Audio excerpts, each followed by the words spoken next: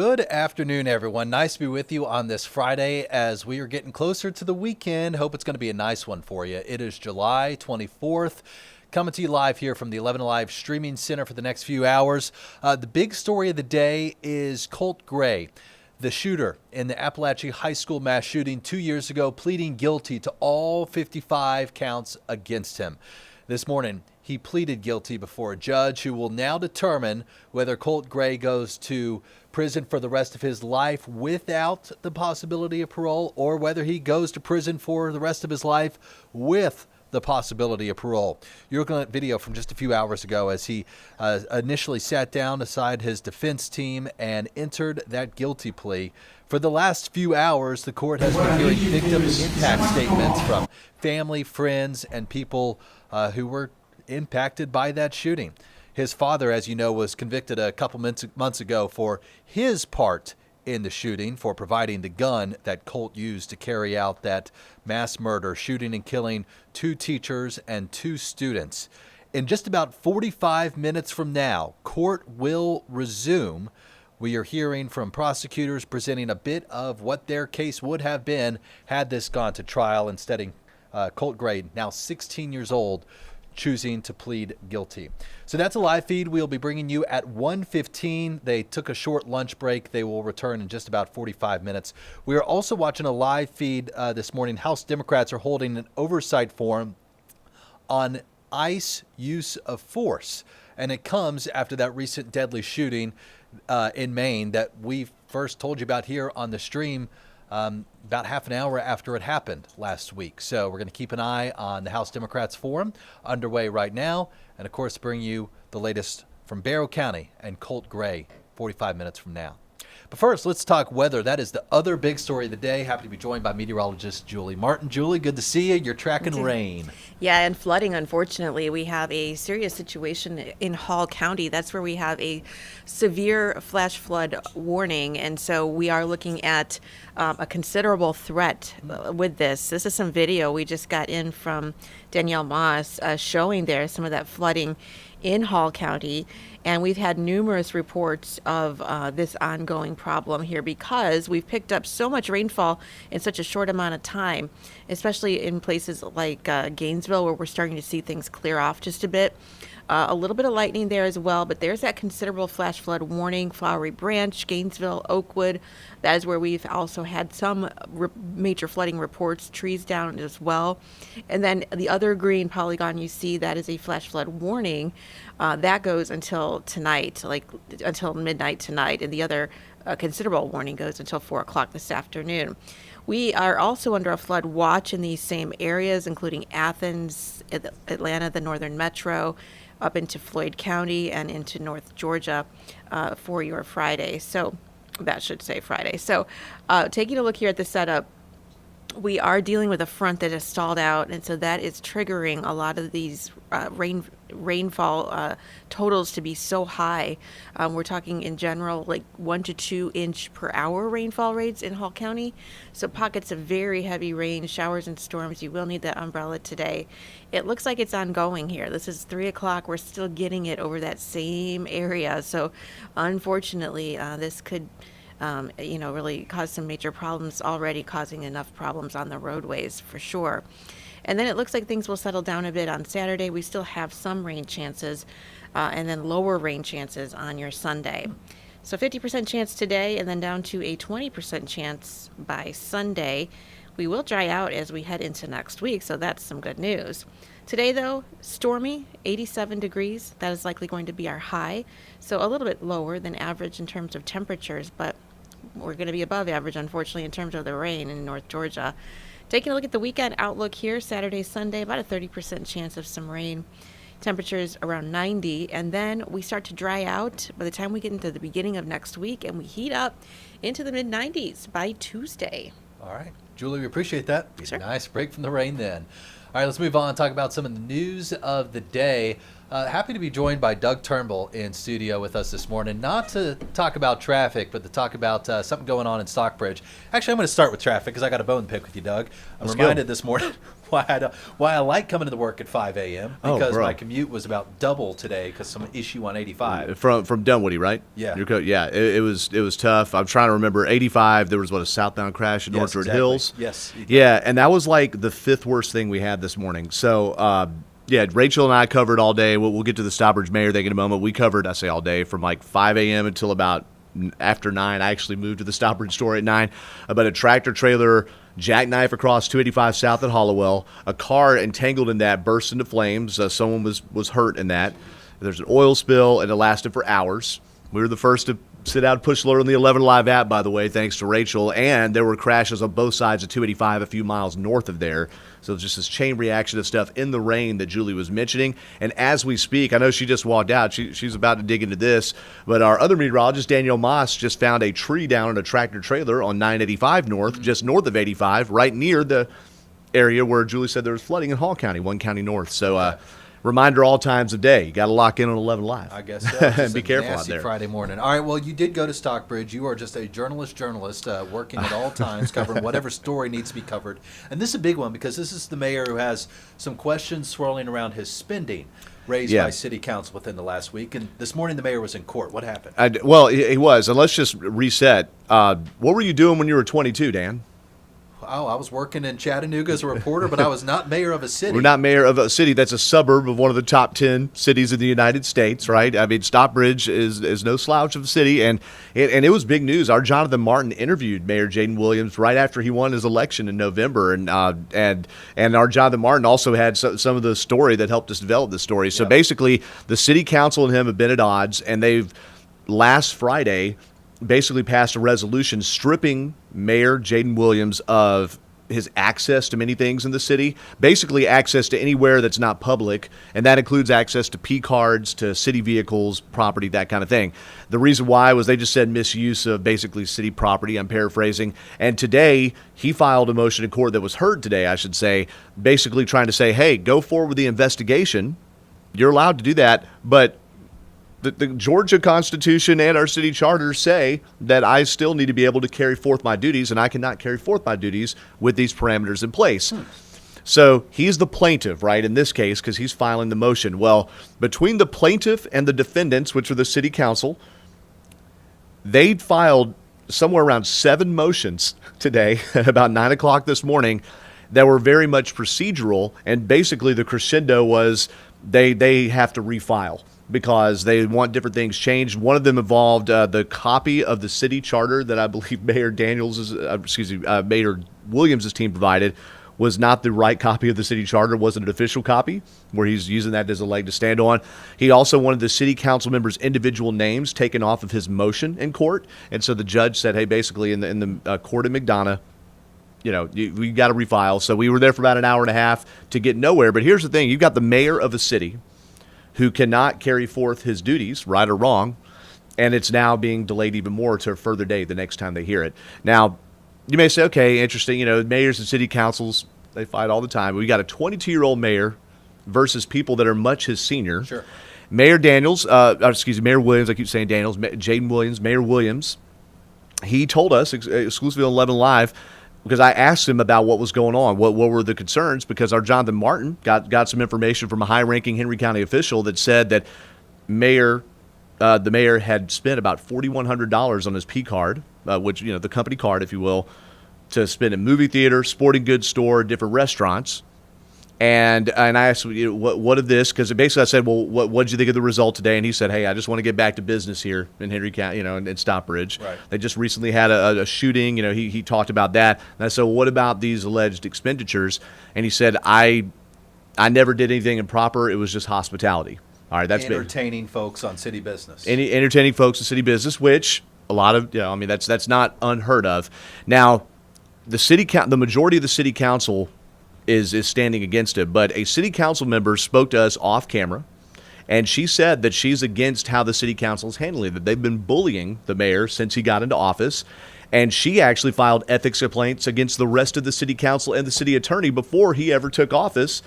And she wants the investigation to go forward, but she thinks it's wrong that he's being stripped of his duties while the investigation takes place. Also, prominent attorney Gerald Griggs is not Mayor Williams' attorney, but he's the former NAACP president, and he was there sitting one bench behind him in the court. Perhaps advising him. And perhaps advising him, was there very prominent with it. So I think this certainly is not over with, although out of all that hullabaloo, there was not a lot that advanced today. Really just a lot more tension, and there are a lot of people that distrust government these days. This certainly does not bolster that. Doesn't help. Do we have a new court date?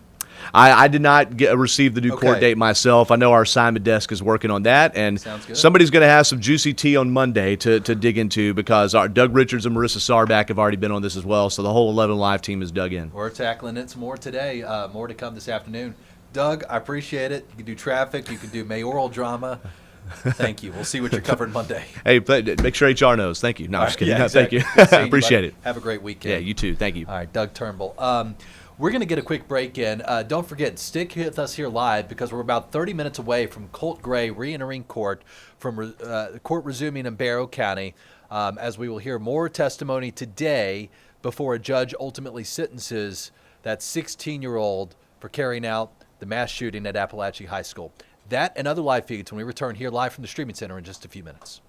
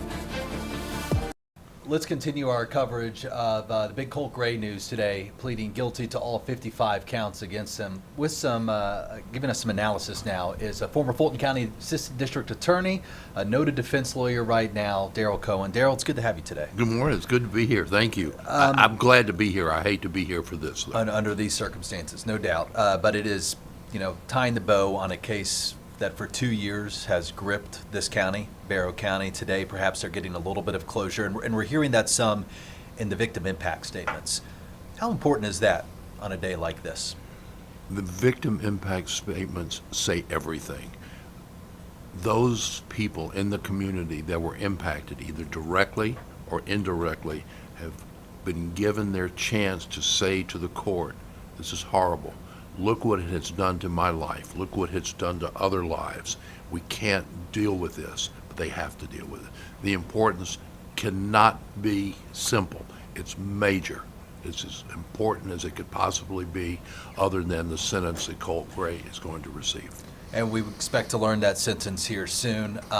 He's looking at either life in prison without parole or life in prison with parole. What is a judge weighing in this moment? Well, first, it's not with parole. It's with the possibility of parole. There's Tell no me the difference. Well, there. the difference is if you are guaranteed parole, at some point in time you will be released.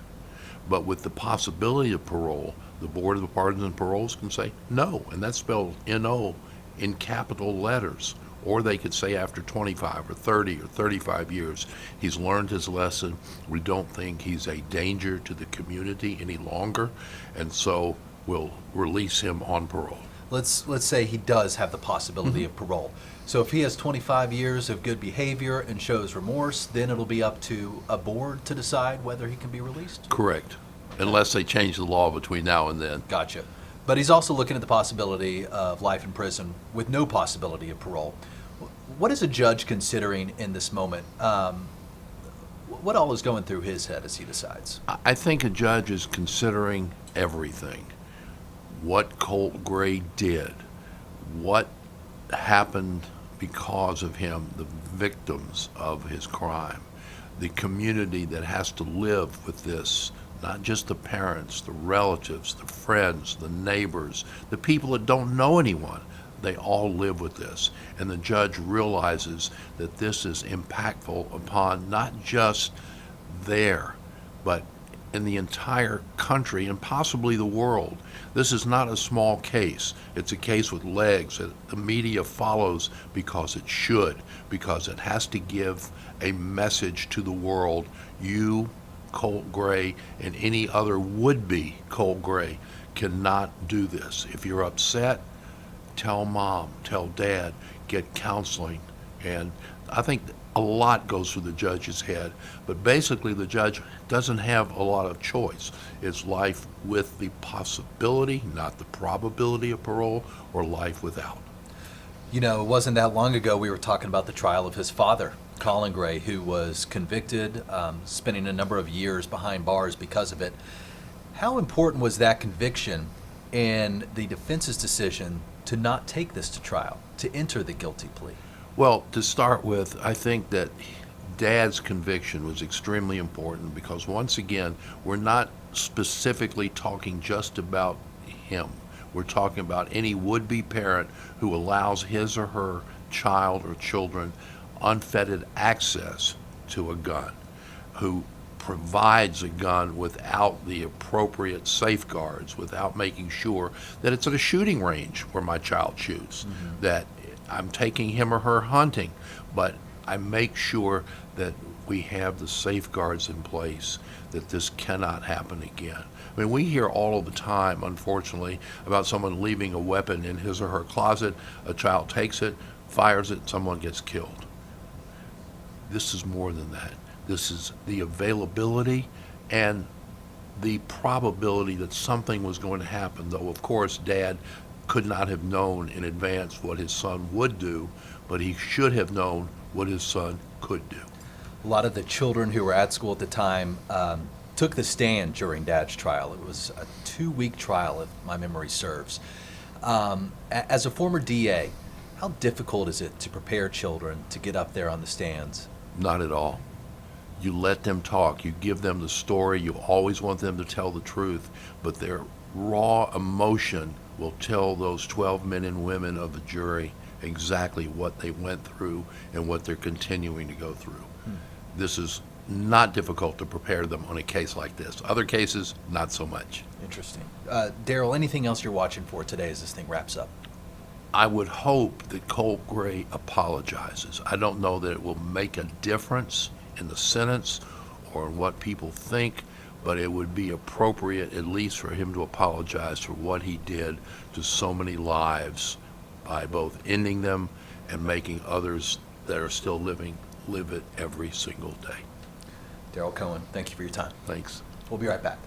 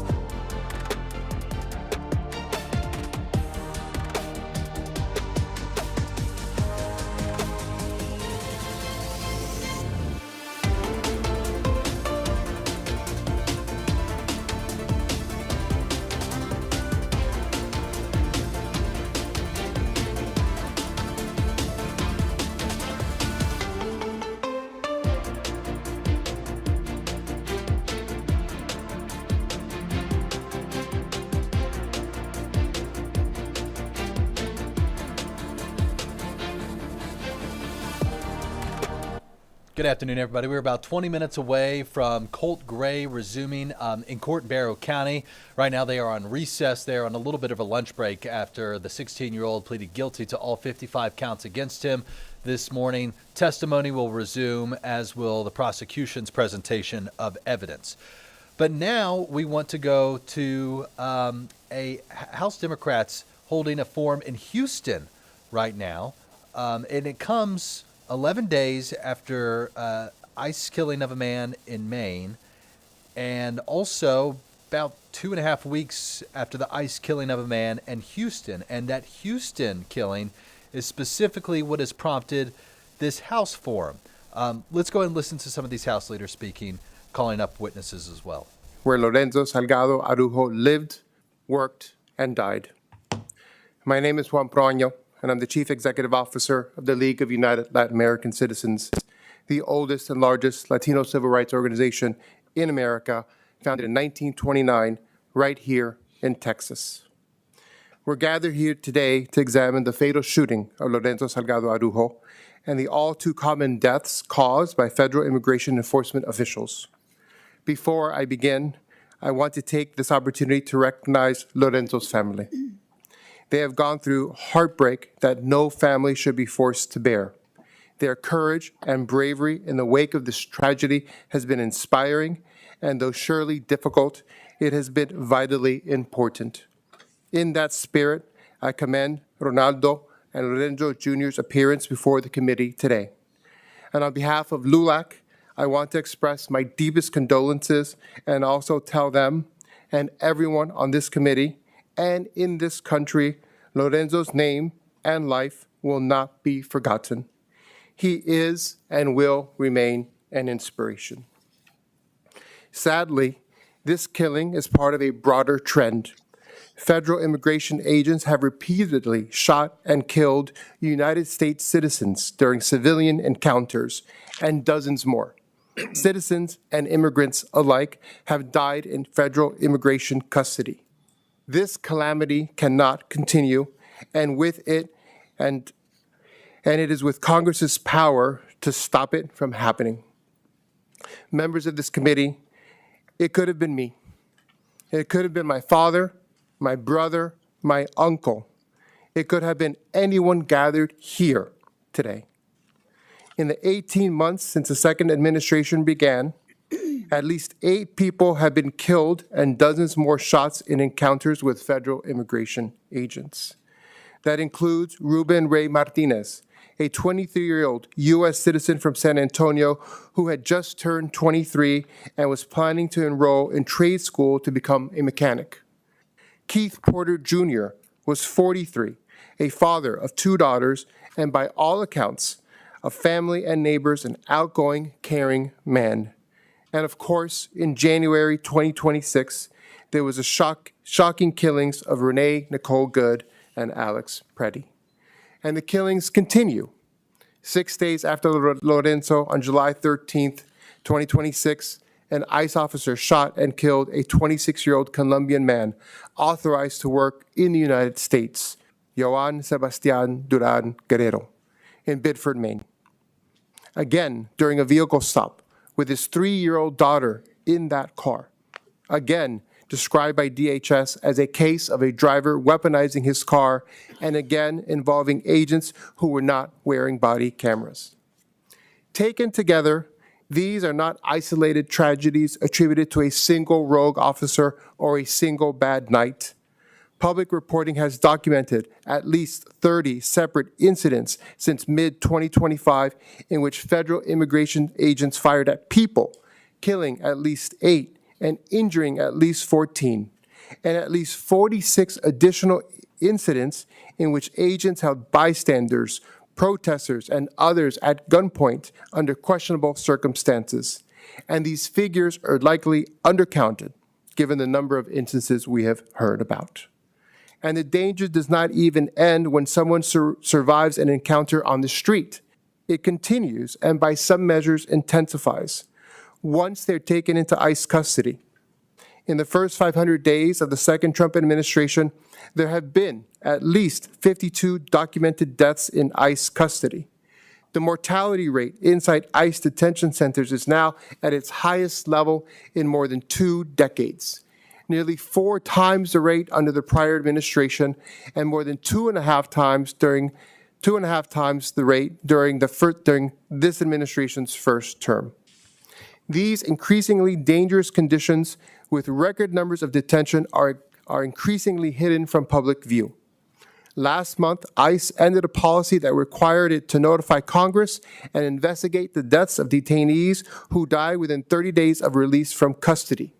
Precisely the population most likely to have died from conditions that began while they were detained. And the shootings and detention deaths described above are the most. You are listening live as House Democrats host a forum in Houston following a recent deadly shooting of a man by ICE agents in Houston. And then days later, similar circumstances involving a man shot by ICE agents in Maine. All right, let's get to some developing news we are following here at home when it comes to weather and traffic. We are watching some flooding issues in Hall County. More on that in a minute. But first, Doug Turnbull is back here in studio because you've been talking with dispatchers trying to get to the bottom of the situation in Gwinnett. For sure. And a big shout out to Danielle Moss, our meteorologist, and Julie Martin, who's covering traffic and weather in tandem, because they found a tractor trailer that has a small pine tree, it looks like, or a small tree on top of it here. So I believe that's on camera, if I'm not mistaken, on 985 North, right above the I-85 merge. All right, so this is just above that merge. Really what it's affecting is 85 North coming out of Swanee. I just spoke to Gwinnett Fire, and they say that they've been called to the scene. You see them just arriving there, I think, anyway. It looks like. Is that fire department? I think, no, that's a wrecker. But the fire department is coming because they have chainsaws. I'm being told there are no injuries here. And thankfully, it's a smaller tree, and it looks like it fell over the trailer part, not the cab. This is what it looks like on the maps. The 85 delays northbound start above Old Peachtree Road, exit 109. So that's 3 or 4 miles. And you could use Satellite Boulevard or Buford Highway to drive up to Highway 20, Buford Drive, and then get on above that scene. That's with the tree down. Now we've got a serious delay that our Cody Alcorn tipped us off to on 85 south of Banks County. You see how the maps are black right there? Those sensors coming out of the Homer area in Banks County traveling toward Metro Atlanta. Banks authorities, jumped through a few hoops there. Banks authorities say the entire interstate is shut down simply to clear a crash. They wouldn't give me any details as to how many vehicles are involved, but look at all that green. Now, I'm no weather surgeon, but I believe that is rain. And generally it's more, Julie Martin nods yes. So we don't know the severity of the crash. I shouldn't make light of it, but for now anyway, if you have people coming in from South Carolina, Northeast Georgia, 85 South, at least for now, is shut at Highway 63, exit 154.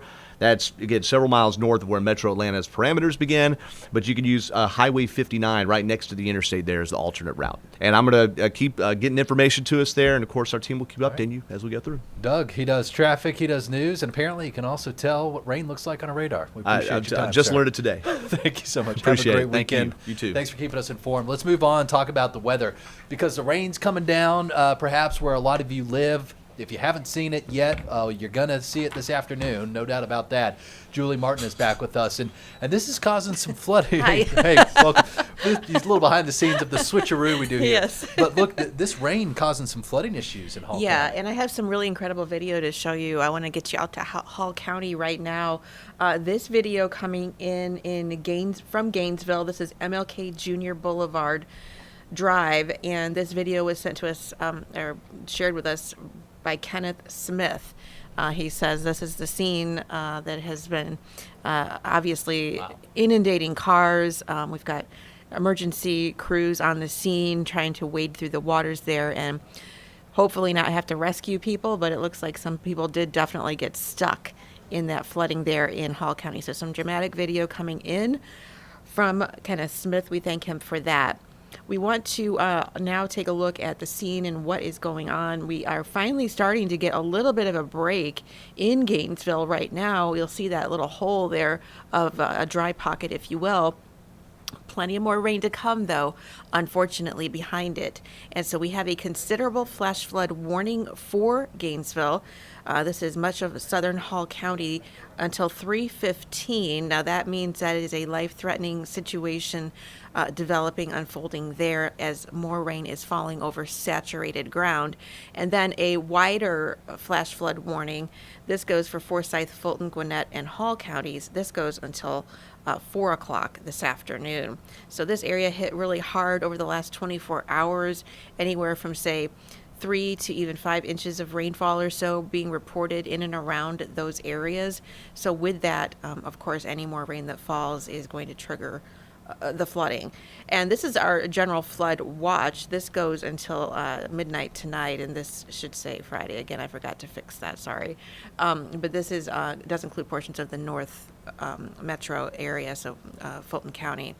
A satellite radar here showing this stationary front now kind of draped over middle Georgia, and that is what is helping trigger a lot of the showers and storms there over North Georgia. So tracking this out, unfortunately, this is 3:30. We're still seeing rainfall from Floyd County up into Hall, Towns, Union counties, once again over Gainesville. And then it looks like we will see things settle down hopefully by around 5 or 6 o'clock tonight, and then much lower rain chances coming our way tomorrow in through Sunday. So We'll keep you posted. We have a lot of reports of trees coming down in that area. We just saw that tree on the semi truck that Doug was talking about. You're advised to use a lot of caution if you have to be out on the roads right now in Hall County. So 30% chance of showers on Saturday, 20% on Sunday. And over the next 3 days, we could see another couple inches or so of rainfall to add to the mix. Our high temperatures today around 87 degrees downtown, so a little bit cooler than our average. And that weekend outlook, about a 30% chance each day with temperatures right around 90 degrees. Here's your 7-day. We'll get that rain out of the way. Then by Sunday, things settle down for good. Looks like we will turn the heat back on, though, as we get into next week with those middle 90s and feels like temps in the 100s. Yeah, sunny, not a lot of clouds, just looking to be a scorching start to the week. Yes, it will, but we Julie. got to get the rain out of here first. Exactly. Thank you so much. Sure. All right, let's move on, talk about what we are seeing out of Barrow County. The Colt Gray proceedings continuing here in just about 10 minutes. Have to be joined this afternoon by Marissa Sarback, who's been following this for months and kind of all coming to a head today. Marissa, tell us what we've missed this morning and what we should look forward to this afternoon. Yeah, Dan, certainly a lot has happened in this Barrow County courthouse today, starting, of course, with Colt Gray pleading guilty on 55 counts due to the Appalachia shooting on September 4th, 2024 here in Barrow County. And this has been a very difficult morning in the courtroom. As you can imagine, the emotions are supercharged. Many of these victims' families got up to speak. We heard from Mason Schermerhorn's mom. That was one of the victims who passed away on that fateful day, as well as Christian Angelo's brother. We heard from him as well. We heard from so many people that were either there that day and were directly impacted or were indirectly impacted, people that were impacted because they lost family members or their family members had been shot or in the classroom that Colt tried to break into. So take a listen to some of the victim impact statements that we listened to earlier this morning in court.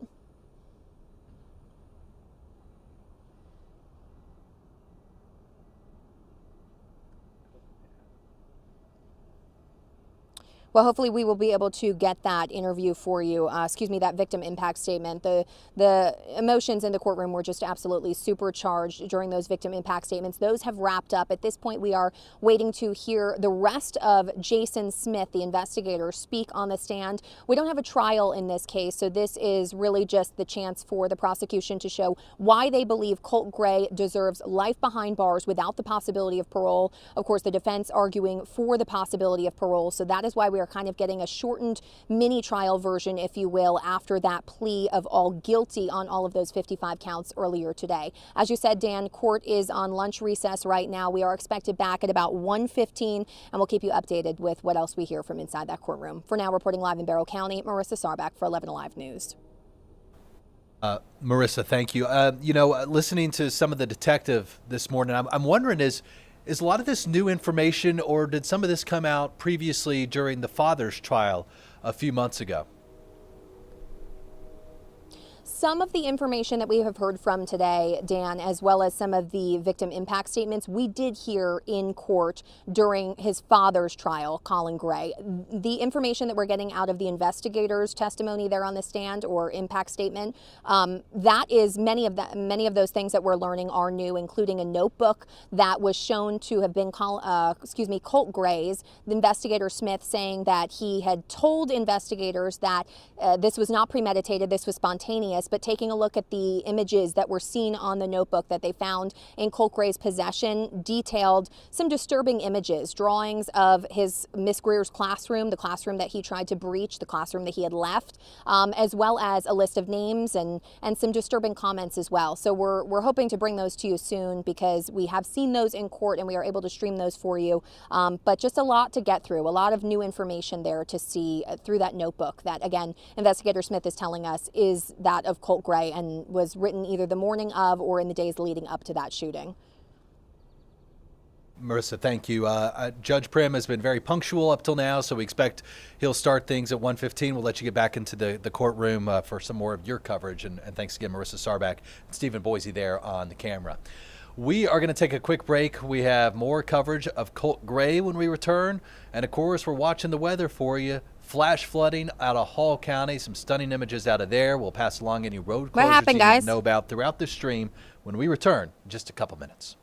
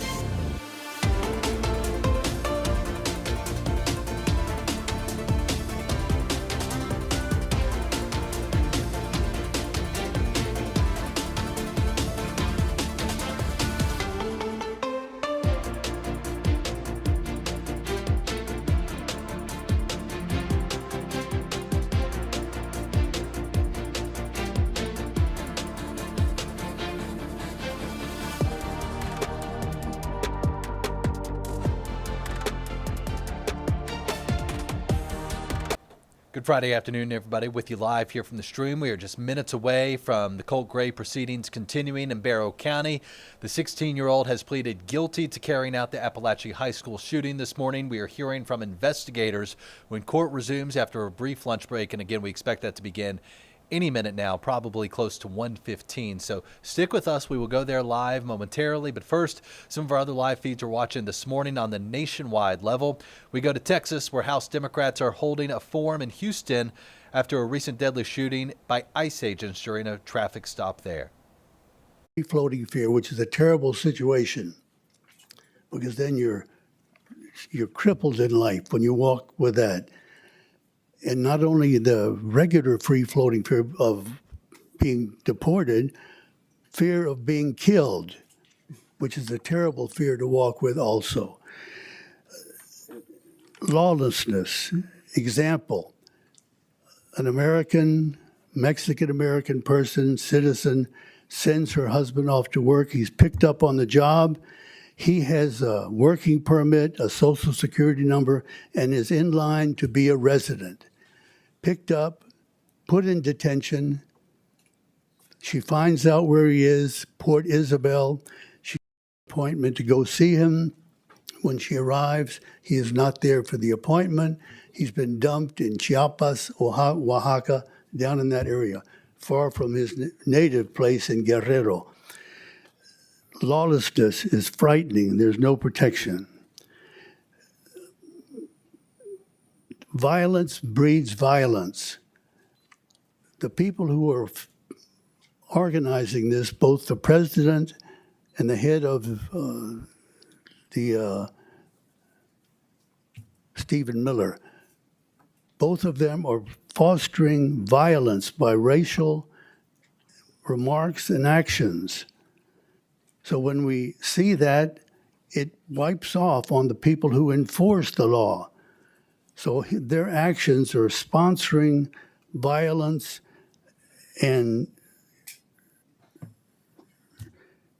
now in our neighborhood, if someone comes with a car and brings you to the curb with no uniforms on in an unmarked car, and they come in with violent motives, we call that a carjacking. You carjack in anybody's neighborhood, and if a person in the car has a weapon, perhaps, that person will violently defend themselves. That sets off a whole domino effect of terrible, terrible consequences. And if you don't believe it in our neighborhoods, look at the Moody Park riot in 1978. That's what you provoke. And the fact of the matter is, our people are seeing that violence is being provoked, which is not one of the places where the government should be present.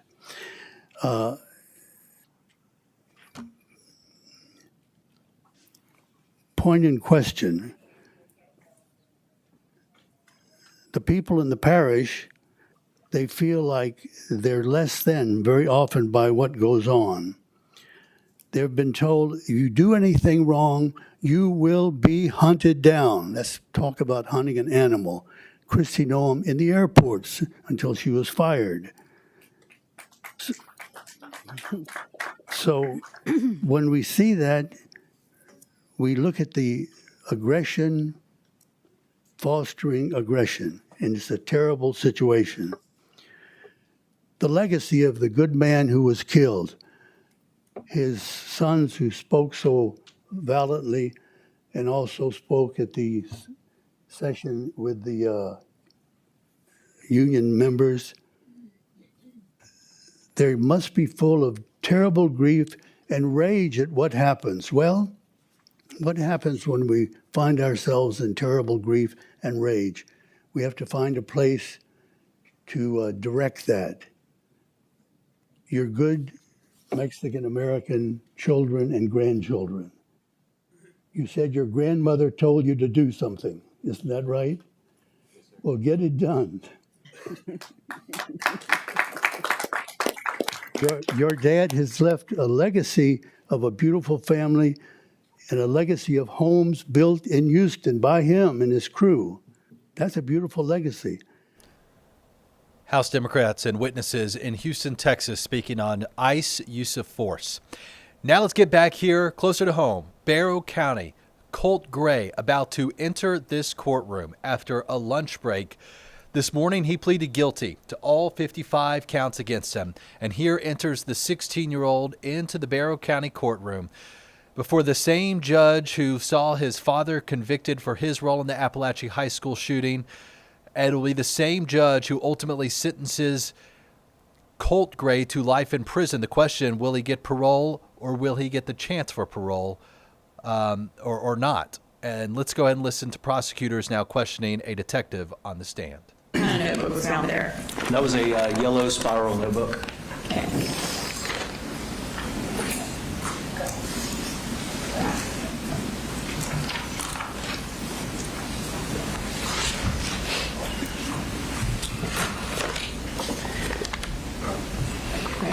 I just handed you what's marked in State Exhibit 3. Is that 3? What did I put on there? 388? Yes, ma'am. 388. 338, I'm sorry. Oh, sorry, 338. Do you recognize that? I do. What do you recognize that as? So this is a yellow 3-ring spiral notebook. And is it the 3-ring yellow spiral notebook that was found at the defendant's residence? Yes, ma'am. Okay. And Your Honor, does someone like to go ahead and introduce the evidence, State Exhibit 338? Mr. Allen? No objection, Judge. All right, 338's admitted. And before we read the contents of that, can we go ahead and pull up State Exhibit 188, which was previously introduced in evidence under the stipulation? Can you tell the court where that notebook was found in the defendant's room here? Yes, ma'am. If you look directly below the television, there's a desk below that, and then there was a metal wire shelving unit on top of that shelving unit, but below the desk, this notebook is lying on its face up underneath there. Okay. And I'm going to go ahead and bring up State Exhibit 190, which is just kind of a close-up of that. That's already also been introduced under the stipulation. And can you again just kind of point us to that notebook? Yes, ma'am. This is the notebook. You can see the cardboard backing of the yellow spiral notebook below the desk on the right-hand side. All right. And I'm going to pull up that yellow notebook on the screen, or I guess the contents. We're going to start with the first page. Can you read us what was on that first page? Yes, ma'am. It seems to be some type of poem. States, forever in bliss, save me from this cruel world, I beg you. Don't leave me unconscious for all of eternity. Awake me in your arms, your wings. Save me, I beg of you. I'm so tired. Just hold me close. Wrap your wings around me, please. And then moving to the second page. The second page, there's some writing that says, I can write and write. Just save me. I just want to be taken away from this cruel world. And there appears to be some type of angel wings or angel drawings below that. Moving to page 3. This is a continued writing. Yeah, I know. A male. Women are scary. And men just taste better. I want to be an angel. I want to be with, and then in parentheses, a guy. I want to stick the barrel of my gun in my mouth and pull the trigger and wake up in an angel's arms, and then in parentheses again, a guy. And moving to page 4. This appears to be a self-portrait of some kind. And then page 5. Again, this is appears to be another self-portrait.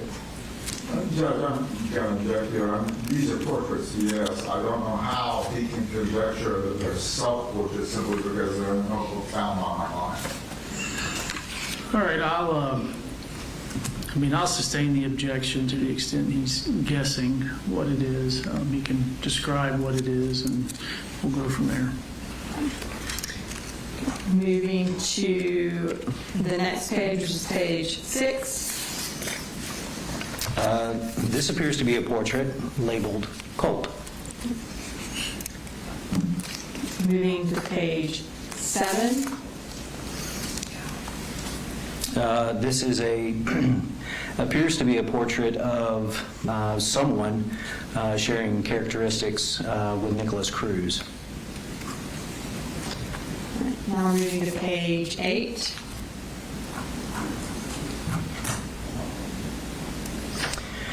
This is some additional writing.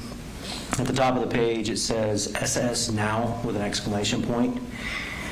So beginning on the left-hand side of the page, it says breathe, pull, pull, pull, reload, click. To the right of that, it says Nick, 139, Adam, 154.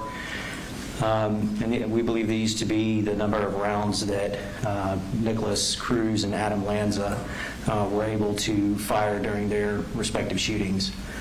Below moving further down on the page, it states 430 round mags, 30 times 4 equals 120. To the right of that, it is a drawing that appears to be some type of vest. Looks like it has magazines on the front of the vest, and it's literally labeled vest above that. Below the picture of the vest is the words more risk, more mags. Moving further down the page, it states it doesn't take much, just once or twice, in the chest or head. And then there is a drawing that appears to be a backpack with a rifle loaded into it. And it states sticks out of bag. And then there is a description above that says hoodie over. So it looks like at one point Colt planned to put a hoodie over the rifle instead of his poster board that he ultimately used. And did the gun actually stick out of Colt's bag or the defendant's bag when you took it into the school? Yes. Again, this level of planning that he is doing on this page and drawing the rifle and kind of how to... The characterization here, it's not necessarily, you can't show this level of planning. You can show that he is making drawings and doodlings and that sort of sort. It's up to the finder of fact and for whether or not the other evidence presented leads to this being an episode of planning. But the characterization that this is a plan, I think, is inappropriate at this point. One, you haven't let me finish my question, which I'm asking Investigator Smith to basically compare this picture to what the defendant said in his interview. I think he can do that. He has a basis of knowledge of how the defendant took the gun into the school, and he has a basis of knowledge of the interview. So he can compare the different types of planning that occurred. I'll overrule it. Thank you, Your Honor. So essentially, this page where he has drawn the gun kind of sticking out of the bag with a hoodie over it, is that a different level of planning than what he indicated to you in the interview? Yes. Okay. And did he indicate that there was any level of planning in how to get the gun into the school in the interview? No, he did not. Okay. All right, moving to the next page, which is page 9. This is a stick figure cartoon. It says, shoot the teacher first, the students next. There's a stick figure drawing with the individual holding what appears to be a firearm and shooting that firearm at another stick figure who has their arms up. And a description of what is going on is written to the right of that where it says gut shot. There's also 2 other students that appear to be standing behind what I'm assuming, since he's labeled them students, as desks. Further down the page is a continuation of the cartoon caricature. There appears to be someone lying deceased on the floor with their eyes drawn as 2 X's. The individual who is doing the shooting, which is labeled U. You can see the firearm going off, and then he has drawn bullets that are heading in the direction of those students. And then a further continuation on the third slide of the cartoon is it states suicide with a smiley face, and it appears that the stick figure who was doing the shooting is causing self-harm. All right, and now we are going to move to the next page, which is page 10. And kind of tell us what's on that page. So this he's discussing specifically ammunition and the price of ammunition. Up at the top it states $20 equals 20 rounds. So you earn $5.45 an hour. 5 times 7 hours is $35. And that would be split. $20 out of the 35 leaves me with 15. $1 per 1 round. $15 equals 15 rounds. $20 equals 20 rounds. 20 plus 15 is 35 rounds. And then at the bottom he has signed it big brain with a smiley face.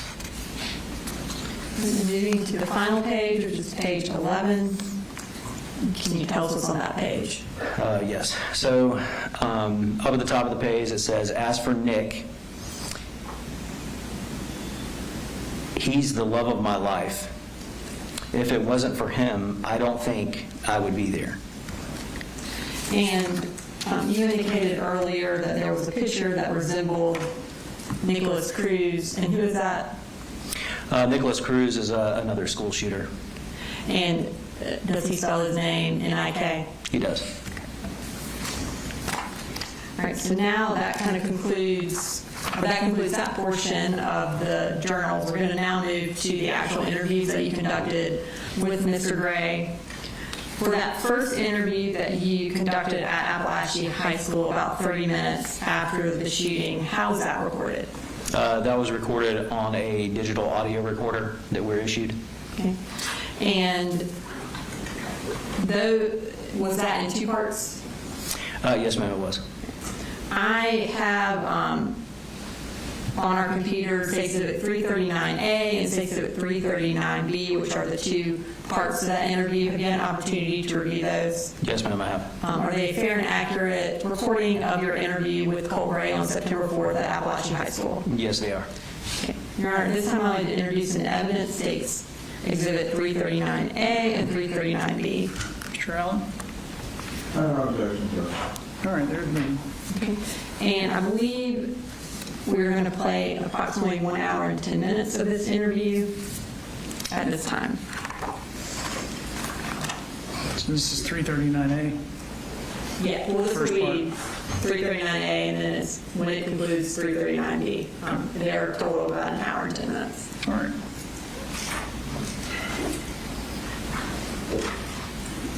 $6 hours. Continue.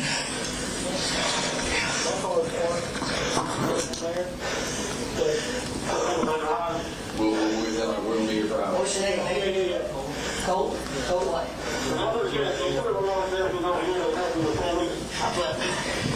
Let's go ahead and talk. Actually, do you mind that room? No. Let's go in here and talk. Get a car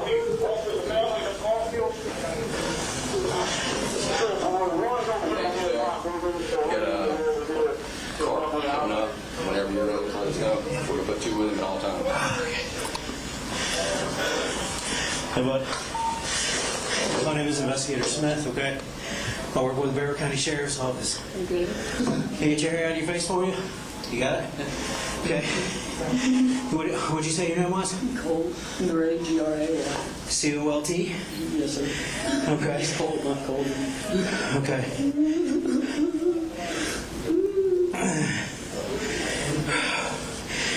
Can you tell me your date of birth, bud? January 14th, 2010. You said your last name was G-R-E-Y? G-R-A-Y. A-Y? And you said your birthday was what? January 14th, 2010. 14. 1410. Okay, 2010. What grade are you in? I'm a freshman. I think the first grade in high school. You're a freshman? I'm only been here for like a month. I was in middle school. Been here for a month. Okay. What's going on, buddy? I think I didn't drive, and a police officer came in the bathroom. I thought he would stop me when he did. At that point, I didn't think there was no going. I didn't think there was any human traffic. Okay. So you said you were in the bathroom? Yes, sir, down there.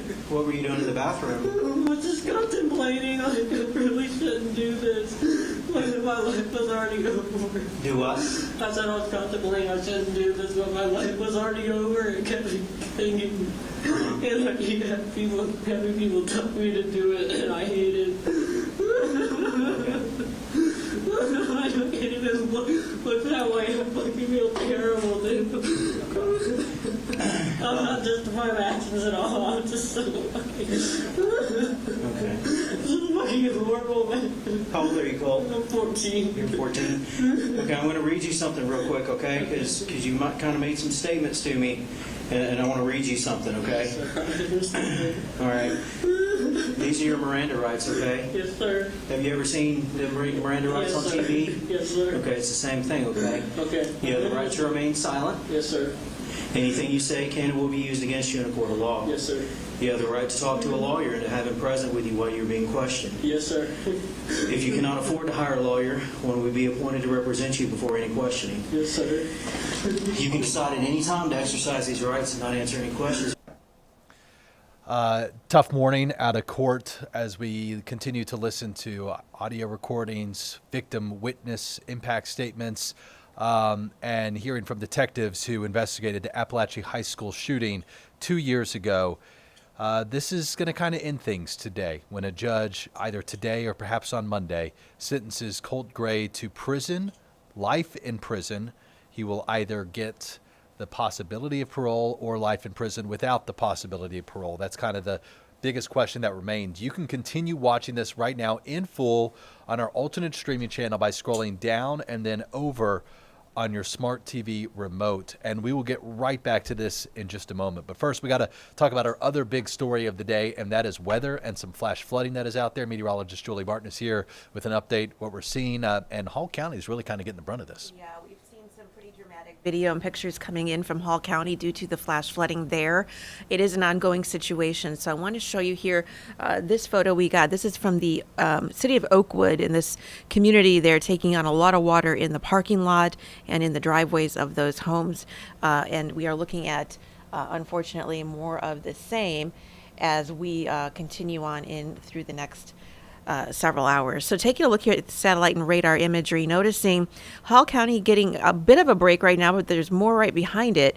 And so that is bad news coming in because a lot of these roadways are water filled right now. Trees are coming down, and the National Weather Service has issued a considerable flash flood warning. This goes until 3:15. It does include the cities of Flowery Branch, Oakwood, and Gainesville. So that means that could be life-threatening flooding. If you see water, do not drive through it. You want to turn around. Alpharetta, Gainesville, Johns Creek, and Roswell there, a flash flood warning until 4. And you'll notice there, the Big Creek area is starting to get a lot more of that heavy rain coming in from Canton. Eventually, that's going to make its way also into Gainesville. Here's why this is such a big problem. Over the past 24 hours, in and around Gainesville, Rest Haven, Big Creek, they've all picked up over 4 inches of rainfall in just a 24-hour period. And take a look at this dramatic video coming in out of Hall County. First responders there diving in to try to get people out of their vehicles, apparently, who are stranded in the waters. And this is why we always say, don't do this. Turn around. Don't get out on the roadways unless you absolutely have to this afternoon there until conditions calm down, which will be tonight. But for now, it is still not good in Hall County, and it's going to be a rough afternoon. We also have a flood watch in green. This includes even more counties over to Floyd County, back down into our northern metro counties and into North Georgia, of course. This is ongoing through this evening, so we will certainly keep you posted. But this is why we have this front that is stalled out, keeping things really unsettled there. And we look at our models showing more rain pushing through these same exact areas by between 4 and say 7 o'clock this evening before we settle down. Now, Saturday we have more rain chances, but it won't be as intense, we think. And then Sunday it should be much drier, but there's still a slight chance of some rain coming through. So we got to get this rain here out of the way. By Sunday we'll do that. And then Monday we start off dry and warmer. So rainfall over the next 3 days could see another inch or so, some of us a little bit more than that. Next 12 hours look like this. By about 7 o'clock, like I said, we see things really start to settle down, so that is the good news. 86 our high temperature in Duluth today, 87 in the downtown area, 81 in Blairsville. Your weekend outlook looks like a lesser chance of rain both days. Temperatures are going to creep up just a bit to around 90 degrees. And then as we start off next week, Dan, we are looking at much hotter, drier air coming in. Hotter temperatures, though, with feels-like temperatures well into the 100 degrees. All right, Julie, thank you. Sure.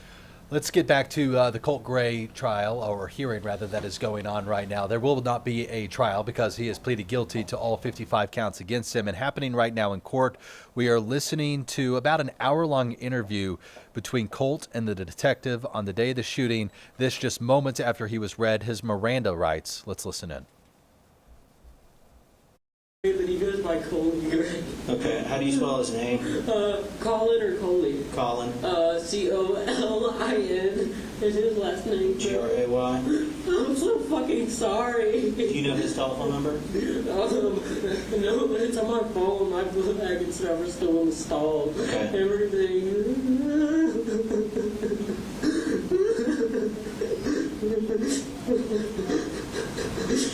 Where's the bathroom that your book bag is in? I think it's down there. I completely just became decentralized through all of it. I came back and I was on the fucking floor. Okay. So going back, you said that you've been thinking about this for years? Years, maybe not years, but at least a year or two. And I had really bad influences, like Matt paired with, I think my teachers are against me. And I know it's not schizophrenia because I see them whispering to each other in the hallway and plotting against me. So I wanted to do something to get them away from me.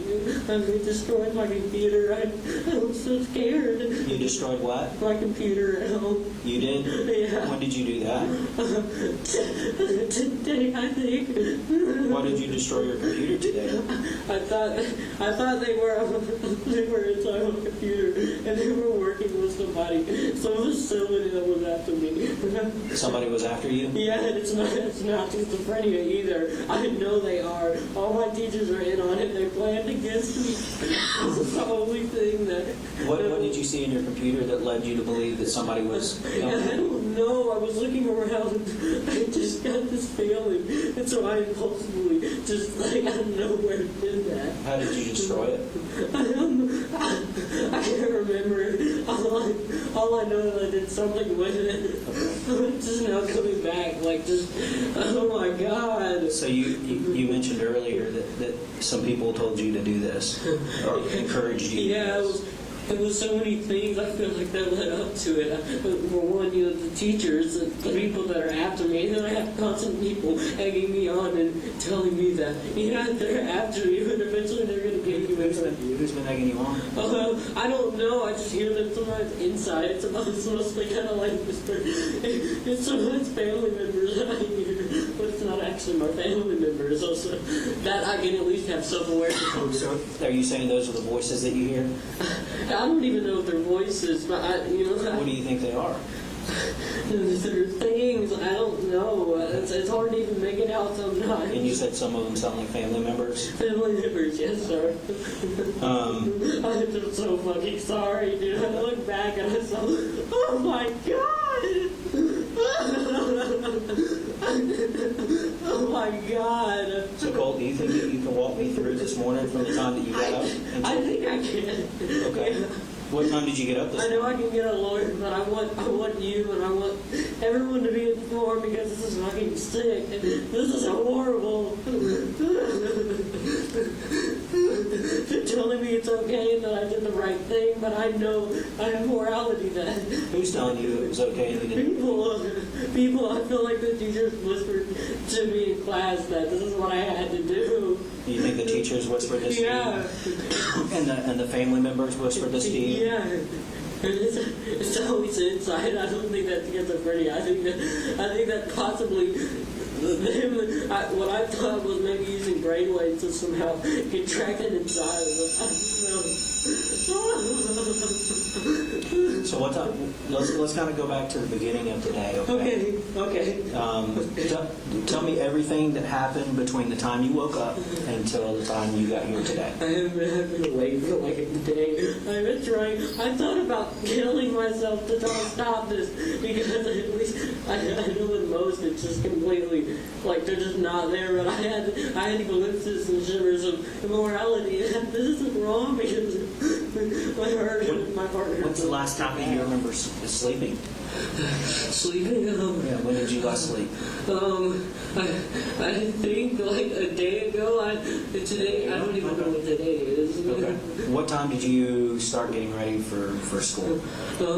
I said I just put my clothes on like normal, and it was going well. I told my dad I loved him, and I was so glad that he was giving me the help I needed. And I had people online that I was in contact with that weren't good influences. Okay. Who were you in contact with online? It's in my Discord account. Just y'all can probably just go through and see. Do you have a username on Discord? I think it's occasional burner, just occasional burner. Okay. And I told them that I feel like people were after me. They tried to help me so much, and I say they were influenced. They weren't. They knew what I was going through, and they tried their hardest, and I told them that I wasn't going to do it. What did the people on Discord say? They said, I think it was only 2 or 3 people. I think all of them are girls too. I think one of them is gay, but that was just, what did they say to you?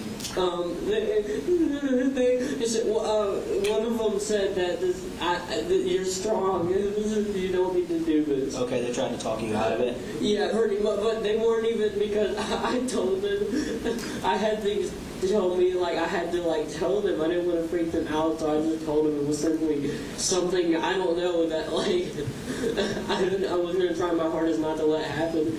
They believed it. Okay, you said this morning you got up and what did you didn't go to bed last night, right? No, sir. What did you do all night last night while everybody was sleeping? I laid on the floor, buddy. I contemplated. I was trying so bad. I thought I was not going to do this. What were you contemplating? This, and I mean, contemplating in a sense, it was more of like, I don't even want to say fighting off these things, but it was more of like hoping that the facility and these brainwaves and stuff that are completely just making me do shit. I've threatened, I've said shit within the last month that I've never said to like my family members. Like, you've been threatening your family members over the past yeah, and like my dad, I told him But I told him that I was gonna kill myself, and my dad was scared. He knew that if he tried to call anyone, that eventually for a while he thought that I was gonna hurt myself. But eventually it got to him. I was like, hey, it's okay. I love you. If I said I'm not gonna do this. So this morning, you about what time was it that you saw your dad and told him that you loved him? He went to work. I just texted him. What time? Oh, you texted him? Yeah. Did you see your dad at all this morning? I don't know. I don't remember. I thought I saw him, and then I thought I saw him another time. You know. I also thought I heard footsteps like outside the porch because I was parked up next to my wall. Okay. I texted him like 5 minutes before I did it. I told him I loved him. This wasn't anybody's fault. You texted him 5 minutes before you. I think it was 5 minutes. I only assumed it was was definitely struggling before, and I told him that it wasn't his fault, that he always tried his hardest for me, and that I love him. You 5 minutes before what, though? Oh, this. And I told also close friends that I'm sorry online. I was so fucking sorry. And my data was really bad, so half of them didn't go through. I don't know, at least one of them did. Well, you said you texted friends online. Yeah, only 2 or 3. I'm remember not who they were? These past few months, I wasn't that social. They were people on Discord. Discord. Okay. So this morning you got up. And what time do you remember about what time you put your clothes on to get ready for school? Oh my God. I think around 7-ish. Around 7? My bus comes around at 8. Oh my God. Okay. You ride the bus? Yeah, yes sir. You ride the bus here? Yeah. Do you know what bus you ride? No, I don't know. I know my info probably has it. Oh my God. What's your address? 896 Harrison Mill Road. Harrison Mill Road. He's just, my daddy's gonna be in shock. I know he is. We're gonna try to reach out to him. Okay. Okay. Thank you. So you get on the bus. Now, you said you brought earlier that you brought a gun to school. Yes, sir. Okay. Tell me how you got that gun. Oh my God, this is fucking horrible, man. I looked impulsively for a good while, and all throughout it felt like I wasn't even there. It was almost like I was decentralized, just having no control over these impulses that I was doing. And at this time, I had given like my dad part, and I gave my dad his guns and ammunition because we bonded over that. You know, before all this shit happened, but in the last few months, I've just completely lost it. Okay, so you said you looked for a while for the gun today. Yes, sir, because he hid it. That's what I'm trying to say. It wasn't his fault because. Where did he normally keep it? In his room. Do you know where in his room? I think it's his closet, but when I found it, I think it was in his toolbox. I can't remember. He definitely tried his hardest. I know he did. Okay, but you told your dad. When did you tell your dad to move it? You said was it months ago? Days ago? It was like a month ago. I definitely been fighting this off for so long. Oh my God, this is so traumatic. I know for all of you, I'm so sorry. And you said you think it was in his toolbox? I think it was, yes. It was somewhere really well hidden. Okay, where is his toolbox? In his truck. You know, like trucks they have. Okay, so you found it in his truck? It was either his truck toolbox or some kind of case that he had locked up. In his truck? Yes, sir. When did you get the gun? I got it like right before I left. And I was a big fan of airsoft, so I had bought a vest for that. And I thought about wearing that, but it was just like, oh my God, dude. It was. You took that this morning? The vest? No. Oh. The gun. You took that out of your dad's truck this morning? Yes, okay. And I keep in mind, I don't know for sure it was his truck. I just know it was somewhere really well hidden. Oh my God. Fucking 14, man, what the fuck am I doing? I'm sorry, everyone. This is horrible. I'm not trying to gain remorse at all. I'm just thinking, this is so fucking horrible. I can understand why you're upset. Because I hope they all fucking recover. So you said that you got the gun. Yes, sir. And did you take the gun on the bus? I think so. I did something with my backpack. I think I hid it somehow with paper. Oh my God. Fuck. No, sorry. Okay. No, that's okay. Oh my God, dude. Just take some breaths, okay? I'm so fucking sorry. You all have to deal with this shit. This is horrible. So you said you kind of hit it with paper. You get on the bus? Yes, sir. Okay. And so when you get to school, what do you do then? I think I went to my first period. What's your first period? It's a science intro to software technology. It's messed up because I knew she knew something something was in it. She asked me. Who's your teacher? Oh my God. Harris, I think. S. Harris. I told her I don't know. I don't know what it is. I know that's what she informed the cop. He was looking for him, but he just doesn't mind me. So no, he walked in the bathroom that I was in. I guess he just didn't notice I was there. Okay, so you said that your teacher asked you about, what did she say to you when she asked about She said, what's in the paper? What's between the paper? What's between the paper? Yeah. How long after you went to class did she ask that? Was that really soon or towards the end of class? Towards the end of class. Towards the end of class? Oh my God, oh man. This was so impossible. I have to fucking ruin this. What did you tell her? I just, like I said, I don't know. It's vague, it's foggy, everything, the whole day is foggy. And Colt, that's good. If you can't remember, say I can't remember. I can't remember, but I can say, I think I said something along the lines of, no, I don't know. I don't even know. Okay. So you told her you didn't know? Yeah, I thought about crying for help with the officer. Okay. I hope he would knock on the stall. So you mentioned that, how did you go, what happened between the time the teacher asked you about that, about what was between the paper, and the time you say the officer saw you in the stall? She asked me at the end of class, and I think I went somewhere. I don't know if I just aimlessly roamed the halls. Did you get up and leave the class, or was the class over? Did the bell ring? The bell rung. I think I went to my second period. Okay. I think, Okay. I got paranoid, and she looked at me, and I thought I started whispering on with students about how I was trying to, or she they needed to take me. It's like I don't know. They were just gonna do stuff to me, and at that point, I kind of just went out the classroom. Right. I of course, it was so bad. I told her I was gonna go to my counselor here, my crisis counselor, but at the last fucking minute, I just completely just went.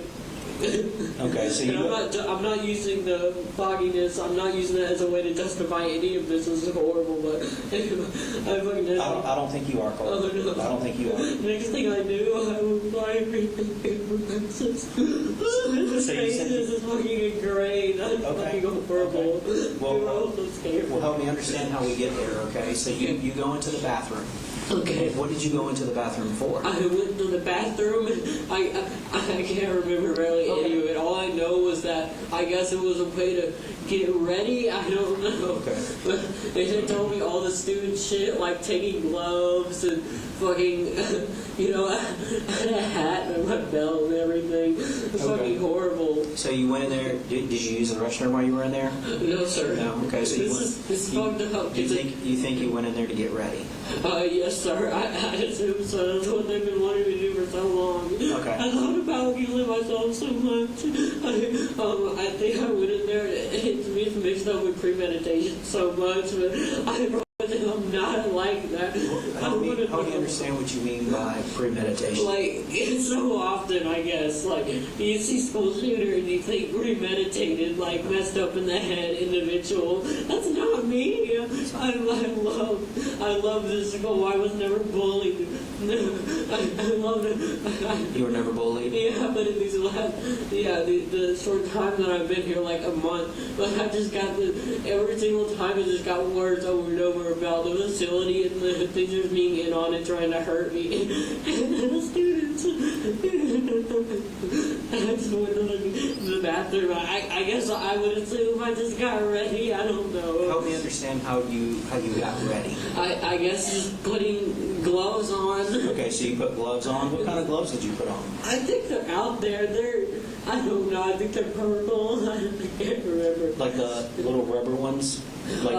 Like the little thin ones? No, I don't. I think so. Maybe I think they were purplish, like purplish. They were fully purplish. I know. Okay. I think. So you put gloves on. Why did you put gloves on? I'm trying to figure out. If I could only assume the worst, it was because they thought it would. I don't know. It's okay if you don't know. It was almost as if I wanted deep down within, I wanted to shield myself somewhere. I hated me, like my hands being me, the one that pulled the trigger. And but I know then it was probably just, I don't know, just gloves, I guess. I don't know what. So you think maybe it was to kind of separate you from the gun? Is that what you're trying to say? I guess so. That's me with just like how did like deep down. I just from that moment I just walked in. I had honestly no consciousness of how horrible and how fucked up it was. I was about to do. Did you do anything else to get ready? No, but I know I stood in there for a while. It was, oh my god, it was, I wanted, like, I just kept having glimmers of just like. Now, earlier you mentioned a hat and a vest. The vest, it was an airsoft vest, and it's at my house. Okay, you didn't bring it? No, sir. I knew that. Part of me was just like, no, that's fucked up. Why? Did you put on a hat or anything? No. Okay, you just put the gloves on? Yeah. It was just like, I wanted, like, it was almost like I was trying to delude myself into my normal self. Like, it's okay, it's just a normal school day. These things aren't real. You're not going to do anything. Nothing's going to happen. But we fucking are. So when, how long do you think, or do you know, how long you were in the bathroom before the officer came in? I wouldn't know. I guess y'all could pinpoint that. Yeah, okay, that's okay. I'm sorry. Do you feel like it was a short time or a long time? I feel like it. I know, like I said, I had these glimmers of like I shouldn't do this, and it must have been a while. I was because I knew like cop came in, and I was hoping so. I was hoping that they would save me. Did the police officer say anything to you when he came in? No, he was just asking the other kids in there if they were Colt and Gray. I guess he got my name mixed up with Colt. It was just Colt. So he asked other kids if you were Colt? Yeah, and I think he could. I don't know. My God. I think he told them that we were trying to fight him, because I heard him whispering stuff, and I couldn't make out what it was after he said the main thing, but I know that was maybe a way to shield me from what they were actually trying to do. So I'm assuming you were in a bathroom stall. I guess so, yeah. Did you have? And I'm assuming you had the door shut. Is that correct? I can't remember. It's okay. It's okay if you can't. So what happened after the officer asked for Colt Gray? I don't know. He just walked out. Okay. But I know he mentioned something along the lines of, but today's the day that they were going to try to get me in and like alter brainwaves and stuff in this place. But so the officer, he was talking about how the teachers and them had all it had been formalized and stuff. And this is what they were going to do. So, when did the officer leave? Or did he leave the bathroom? I think he left, obviously, because I think he would have stopped me when I walked out. Okay. Because all of it's just such a blur. I remember waking up and having an officer pull up my hands. So, what made you come out of the bathroom? I was scared. That was at that point, I guess, was just completely out of my control. It was like I wasn't even there. It was trying to pinpoint just decentralization or just complete blackout. Like, was there anybody in the bathroom when you walked out? Do you remember? I can't remember. I'm sorry. Maybe, I don't know. I assumed he was talking to kids, so I assumed there were people in there. Okay. So help me understand. You come out of the bathroom and you have your gloves on. And are you carrying anything else? I can't. I don't think so. I guess it was the gun because I looked back and that was all I saw on the floor. Okay. And you mentioned to me earlier that your book bag was still in the bathroom. Yes, sir. Probably you think so? It is still in there. Okay. So you come out with your gloves and the gun. And then what's the next thing that happens? At that point, it's just completely blacked out. I have few glimpses of I guess it's just the race and I have to respond to such traumatic and fucking horrible shit like this. I remember the smell of gunpowder. And the shoe came off. And then I remember just being on the ground and the officer handcuffing me. So you come out, you said you have a few glimpses, right? Yeah. Okay, can you tell me about those glimpses that you see? Just mainly smell just the gunpowder, obviously. Smell the gunpowder. And probably smoke. It's even worse because it's formulated into like such a horrible obsession I've grown with Nicholas Cruz. He's a shooter. Who's Nicholas Cruz? He's a Nicholas shooter, but it's not in a weird way like glorifying, because like last time had that morality was mostly just complete delusion. Why did you mention? I didn't understand. Why did you mention Nicholas Cruz? Just because I guess I can understand emotional aspects, and it was mutual. I didn't let it take over too much, at least from what I can remember. But I don't know. And you said it was mutual what? It was mutual in a way that I didn't let it affect me. You are listening to the live court proceedings right now as Colt Gray talks with law enforcement shortly after his interaction with police and the fatal shooting there in Barrow County. But we want to dip out of this for just a moment. We will continue to monitor this hearing and go back to it in just a few moments. But we want to dip out to deal with another issue that's going on right now that could be impacting people in our viewing area, and that is flooding. I mean, if you've looked outside your window, you might have seen the rain. So we want to bring in Julie Martin to tell us a little bit about just what's happening out there and how long do we think this is going to keep going? Yeah, unfortunately, places like Hall County, we have a considerable flash flood warning right now. That means that could be a life-threatening situation, and we've gotten a lot of pictures and videos in of flooding ongoing in that area, places like Gainesville, Georgia. So I want to show you one of those pictures right now. This is Oakwood in Hall County. This is an apartment or a condo complex there. Notice the water all over the parking lot there. People are kind of stranded. And then looking here at the satellite and radar, you can see why. We've got plenty of rainfall still to come in and around Gainesville and Oakwood. We're getting a bit of a break right now, but we've got a lot more, unfortunately, coming in this afternoon. So we have that considerable flash flood warning there for places like Flowery Branch, Gainesville, and Oakwood. That goes until 3:15. And then a flash flood warning for Forsyth, Fulton, Gwinnett, and Hall counties. All of these areas have already picked up a lot of rain in the last 24 hours. We're talking over 4 inches of rain in a 24-hour period for a place like Gainesville. So that is really helping to just make the situation all that more dangerous. Looking here at the Hall County flooding video we have coming in, this is from Kenneth Smith. This is MLK Jr. Boulevard in Gainesville. And you'll notice the first responders there going vehicle to vehicle trying to help people who were stuck in the floodwaters. So, of course, we always advise against trying to drive through floodwaters for this very reason.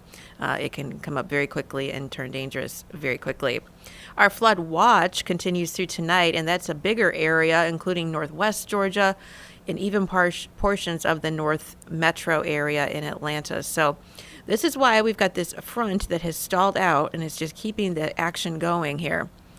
Looks like the next several hours we will be busy. So 4:30, we're still getting that rain over those same areas. But then by about 7 o'clock, we start to see things settle down. More rain is coming in on Saturday, but it won't be as much. And then Sunday, we start to get more of a break in terms of the rainfall and then dry out for next week. So here's a look at your rain chances. Again, they will get less and less, but we've got to get through today and all of that ongoing flooding. In general, maybe another ½ an inch of rain still to come over the next 3 days. So that's good that we'll start to dry out. The next 12 hours looks stormy all the way through about 7 o'clock, as I mentioned, and then just more isolated in nature. High temperatures today around 87 degrees overall, and it does look like our weekend outlook will be warmer. 88 on Saturday, 90 on Sunday with lower rain chances each day. And then the 7-day shows some big changes coming in, Rebecca, on Monday. We warm up back into the middle 90s, and our feels like temps will be into the 100-degree plus range. But we'll be dry as we head through next week. And I imagine along with that feels like temperature. Part of that is because it's going to be pretty humid. Pretty Humid, muggy. hot and humid, pretty typical as we wrap up July. All right. Well, thank you for keeping an eye on this for us. We are going to have more of the Colt Gray hearing that is taking place in Barrow County in just a few moments. Stay with us after the break.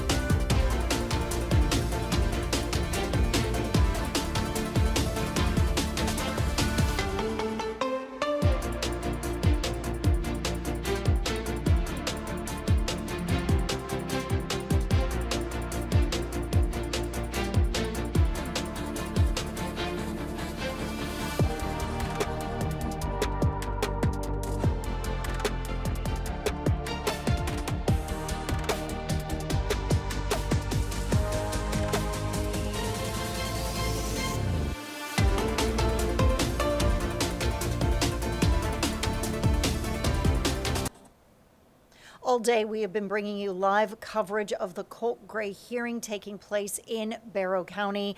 This has been the hearing where he walked into the courtroom with the intention of taking a non-negotiated plea, essentially, stating that he didn't know what the outcome was going to be, but that he was going to plead guilty on all 55 counts against him for that school shooting that took place in 2024. Earlier today, we had a chance to talk with attorney Daryl Cohen about that guilty plea. Here's that conversation. Daryl, it's good to have you today. Good morning. It's good to be here. Thank you. I'm glad to be here. I hate to be here for this, though. Under these circumstances, no doubt. But it is, tying the bow on a case that for 2 years has gripped this county, Barrow County. Today, perhaps they're getting a little bit of closure, and we're hearing that some in the victim impact statements. How important is that on a day like this? The victim impact statements say everything. Those people in the community that were impacted, either directly or indirectly, have been given their chance to say to the court, this is horrible. Look what it has done to my life. Look what it's done to other lives. We can't deal with this, but they have to deal with it. The importance cannot be simple. It's major. It's as important as it could possibly be, other than the sentence that Colt Gray is going to receive. And we expect to learn that sentence here soon. He's looking at either life in prison without parole or life in prison with parole. What is a judge weighing in this moment? Well, first, it's not with parole. It's with the possibility of parole. There's Tell no me the difference. Tell me the difference. Well, there. the difference is if you are guaranteed parole, at some point in time you will be released. But with the possibility of parole, the Board of Pardons and Paroles can say no, and that's spelled N-O in capital letters. Or they could say after 25 or 30 or 35 years, he's learned his lesson. We don't think he's a danger to the community any longer, and so we'll release him on parole. Let's say he does have the possibility of parole. So if he has 25 years of good behavior and shows remorse, then it'll be up to a board to decide whether he can be released? Correct, unless they change the law between now and then. Gotcha. But he's also looking at the possibility of life in prison with no possibility of parole. What is a judge considering in this moment? What all is going through his head as he decides? I think a judge is considering everything. What Colt Gray did, what happened because of him, the victims of his crime, the community that has to live with this, not just the parents, the relatives, the friends, the neighbors, the people that don't know anyone. They all live with this. And the judge realizes that this is impactful upon not just there, but in the entire country and possibly the world. This is not a small case. It's a case with legs that the media follows because it should, because it has to give a message to the world. You, Colt Gray, and any other would-be Colt Gray cannot do this. If you're upset, tell mom, tell dad, get counseling. And I think a lot goes through the judge's head, but basically the judge doesn't have a lot of choice. It's life with the possibility, not the probability of parole, or life without. You know, it wasn't that long ago we were talking about the trial of his father, Colin Gray, who was convicted, spending a number of years behind bars because of it. How important was that conviction and the defense's decision to not take this to trial, to enter the guilty plea? Well, to start with, I think that Dad's conviction was extremely important because, once again, we're not specifically talking just about him.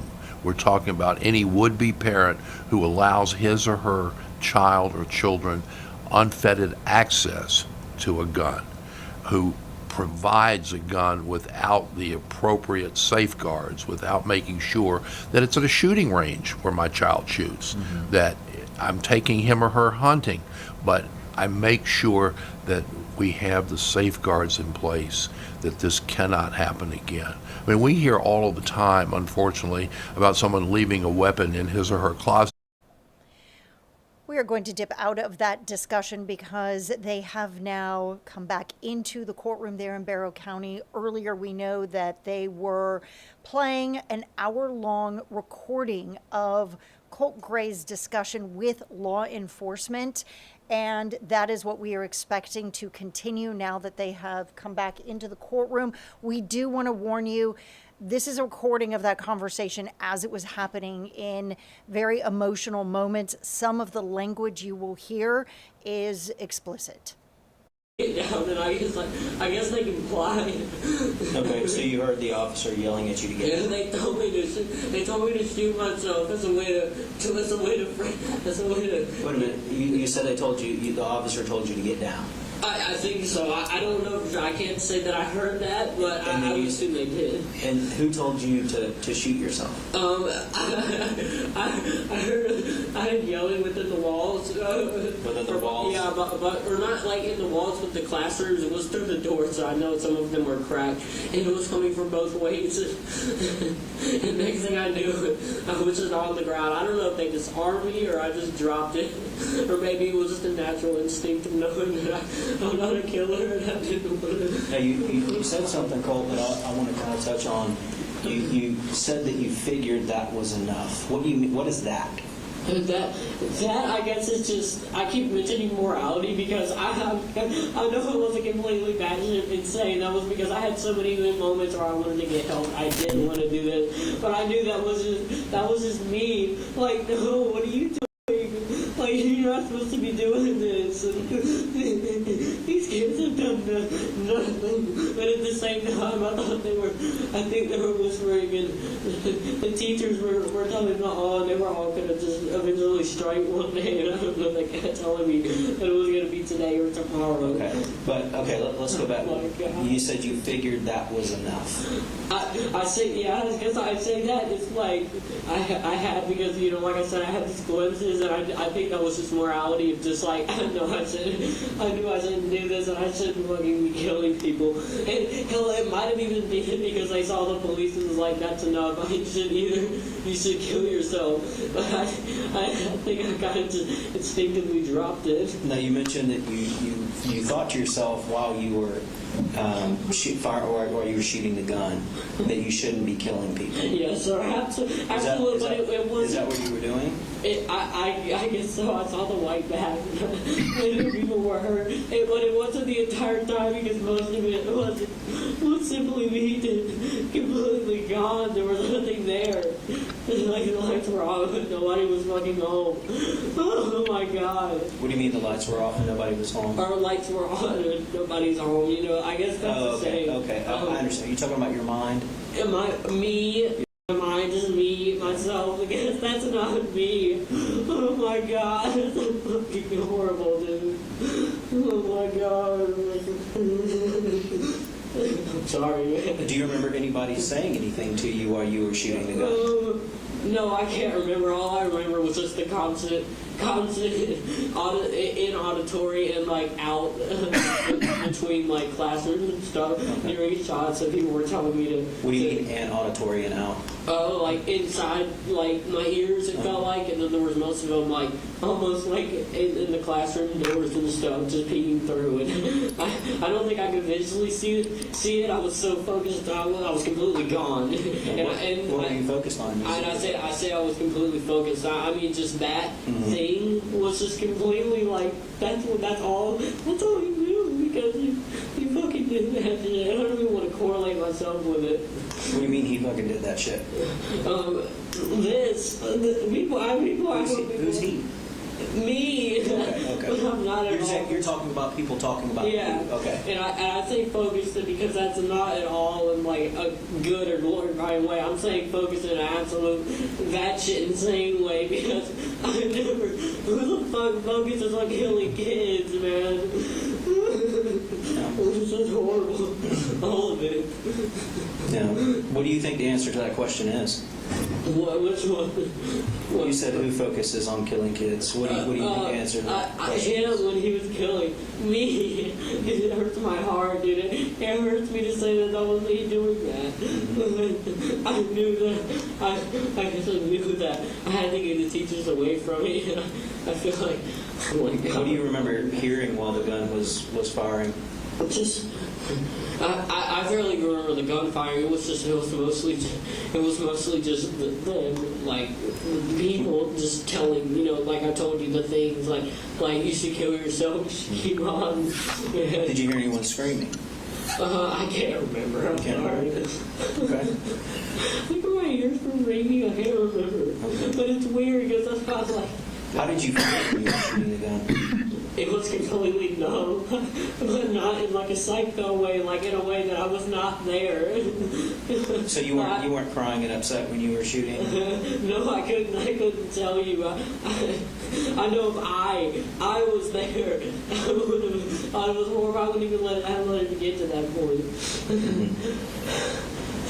So you said you've been thinking about doing this for a while. Yeah. When is the first time that you remember feeling like you wanted to do something like this?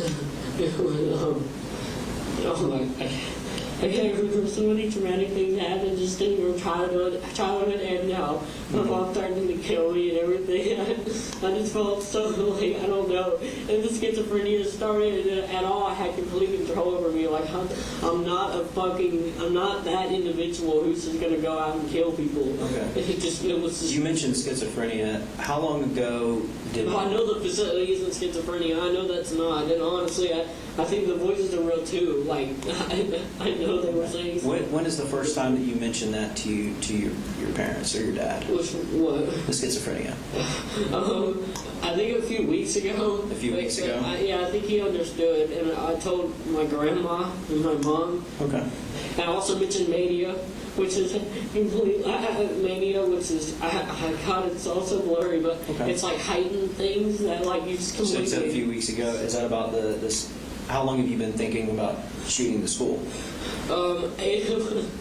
Honestly, like most of the time, like I thought about it, and just every time I resorted, I was going to kill myself. Because you mentioned earlier that you've been thinking about it for over a year. So did you start thinking about it before you started when it came hearing up, the voices? It was more just like a stupid trauma response of like hopelessness and like suicide as well. It was mainly suicide, but there was always that lingering thought of like, and that like I could do that, and I didn't want to at all. Yeah. And then I had Nick, like I completely became obsessed with him on an emotional level because I understood some of the stuff he came through. Who's Nick?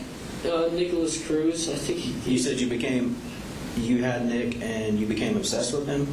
Yeah, he got arrested, but I mean, he shot up in school, but on an emotional level, I could understand like the trauma and stuff that he went through, and I think it's kind of molded into like that, and then.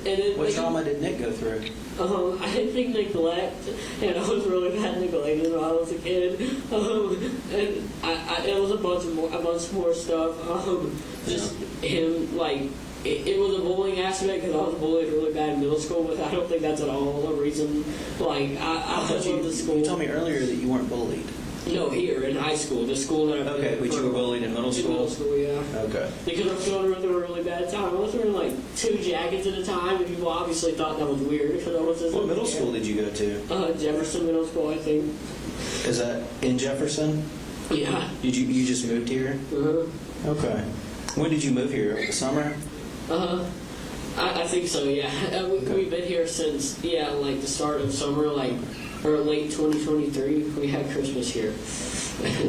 And like, it was just, I say a year ago. I started school here a month ago because I was originally the plan for a while. Right.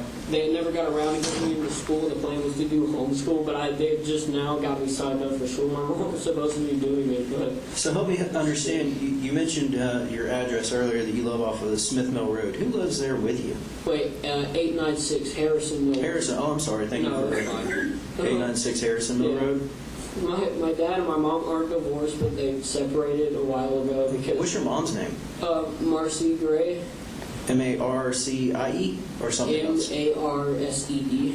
Oh, okay. Thank you for correcting me. No, it's fine. Gray? Yes, sir. Do you know her phone number? I don't know, but I'm sure it's my phone somewhere. I'll text her. Does she live at your house on Harrison Road? No, she visited like for a week, but she's on probation because she threatened to kill me. My dad was doing drugs and stuff, So your mom is on probation for threatening to kill you and your dad? Yeah, well, she went to prison for 6-7 months, but and she went to rehab. I'm trying to interrupt. The young gentleman here laying in the hallway, was he with you? No, sir. I completely I guess he was random. I don't know. I told him I was doing it random. Nobody in particular I was targeting at all. I love everybody here, man. Who's the gentleman that he's talking about? I think the white bag that's out here. Okay. I don't know though. The white bag does he mean that he's deceased? Is that what that white bag means? I think so. Oh my fucking God, dude. So you said that your mom was on probation for threatening to kill you?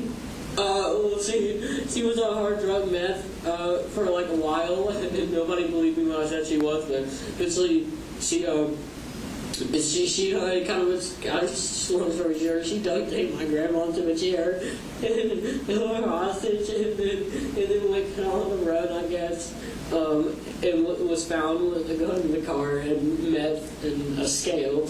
And so that obviously got her up charges. She duct taped grandma to the chair? Yeah, she took a picture. And she took a picture? How long ago was that? It was like a few months ago. A few months ago? Like 3 or 4 maybe. And that, was she arrested for that? Yeah. Because they found her at a Walmart. Okay, so your mom doesn't live with you anymore. Do you know where she lives? She lives with her mom, my grandma. She lives with grandma? In Cheryl, Georgia. She lives with grandma, the one that she duct taped to the chair? Yeah. I was scared for her too. So that's in where? Fitzgerald, Georgia. I think her was addressed as White Drive. White Drive? White Drive. White Drive. I don't know which number. Okay. Does anybody else live there with you other than your dad?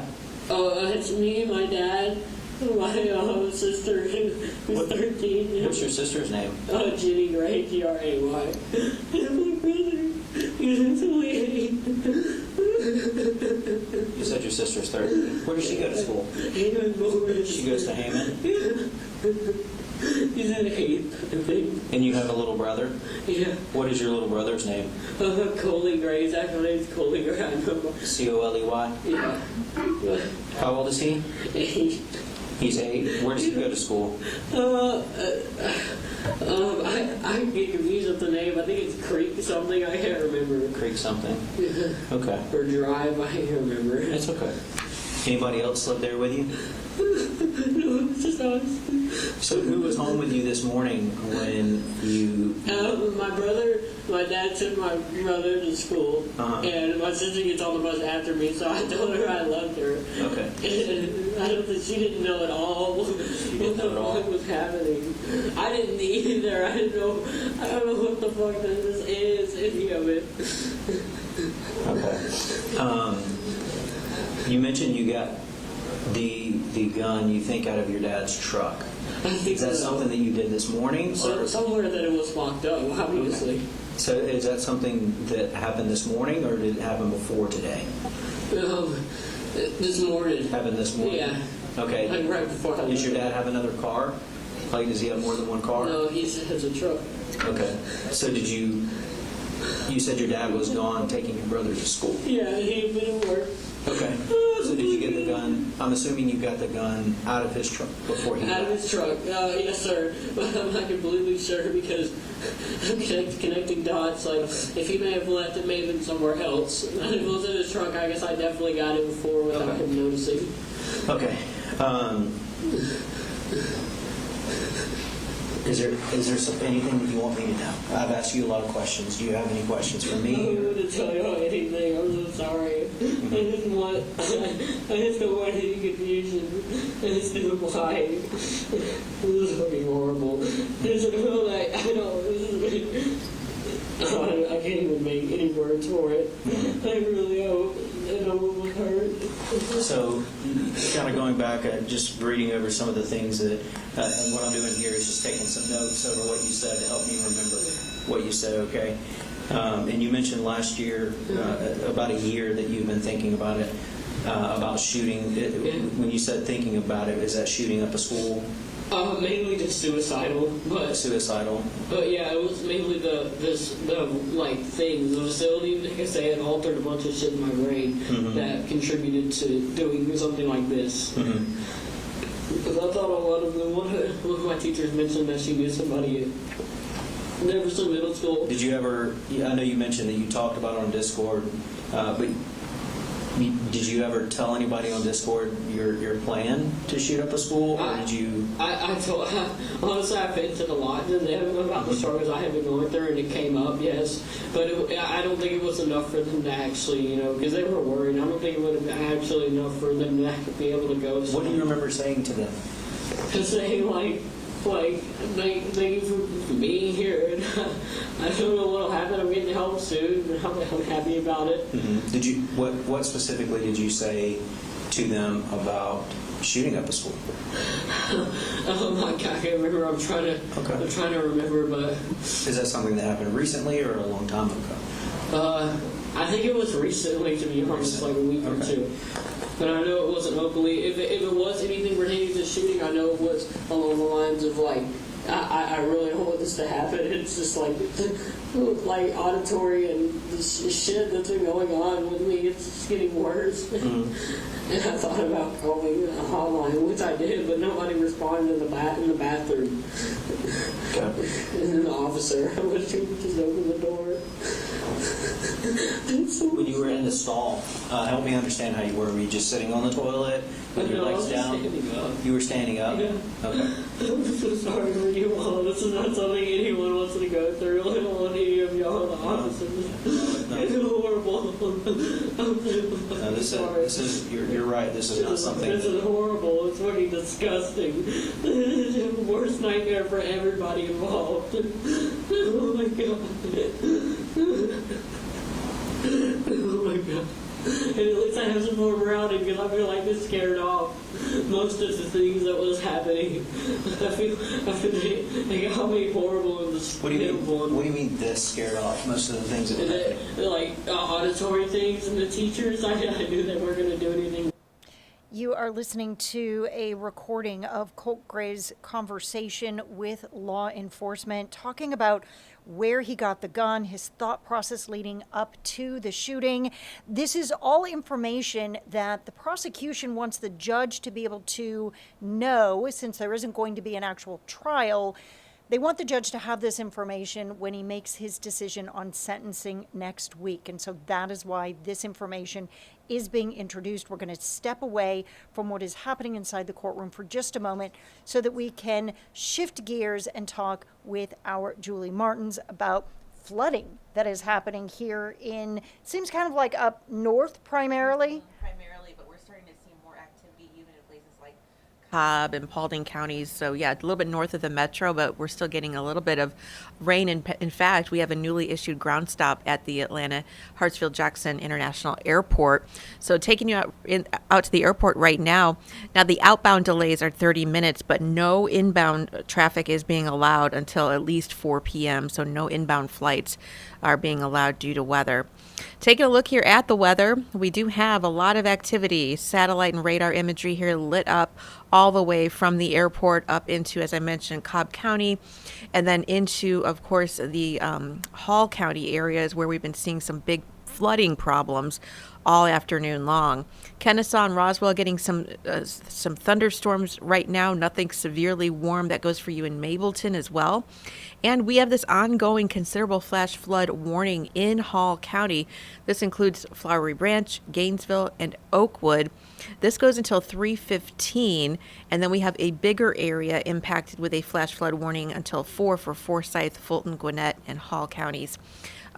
This is why our rain totals over the past 24 hours have been impressive, to say the least. We've picked up over 4 inches of rain from Gainesville down to Rest Haven, Lawrenceville, right down that 985 corridor. Many of us just soaking wet. And take a look at what happens when we get more rain on top of that. This is Hall County flooding. Emergency responders going vehicle to vehicle to try to assist people who got stuck in these floodwaters earlier today. This was on MLK Jr. Boulevard in Gainesville. This video from Kenneth Smith sending this in to us and allowing us to share it with you. Also getting this new image in out of Flowery Branch of a road collapse here from Lori Stein. So all of that water really having some big impacts there, especially in northeast Georgia. Our flood watch, though, contains a pretty wide area all the way from northwest Georgia into portions of the northern Atlanta metro and then out toward Athens. We have this stalled front, so that is triggering all of the showers and storms, and they'll be with us through about 7 o'clock this evening. We do see some more pockets of heavy rain pushing through until at that time over these same areas. So again, flooding will be a concern. Saturday, we do have some more rain chances. They are a little bit less, though, and then Sunday even less than that. So we will start to dry out, fortunately. once we get past Saturday. So the next 12 hours look like this. We will see that rain, the storms continuing, the flood threat continuing through about 6, 7 o'clock this evening. Things settle down there with just some more isolated storms later on tonight. Low temperatures will be in the 70s as you head into your Saturday morning. And here's your weekend outlook. 88 tomorrow, 90 on Sunday, low rain chances in general. Then as we start off next week, hotter temperatures, humid air, going to be feeling awfully close to 100 plus degrees with highs in the middle 90s.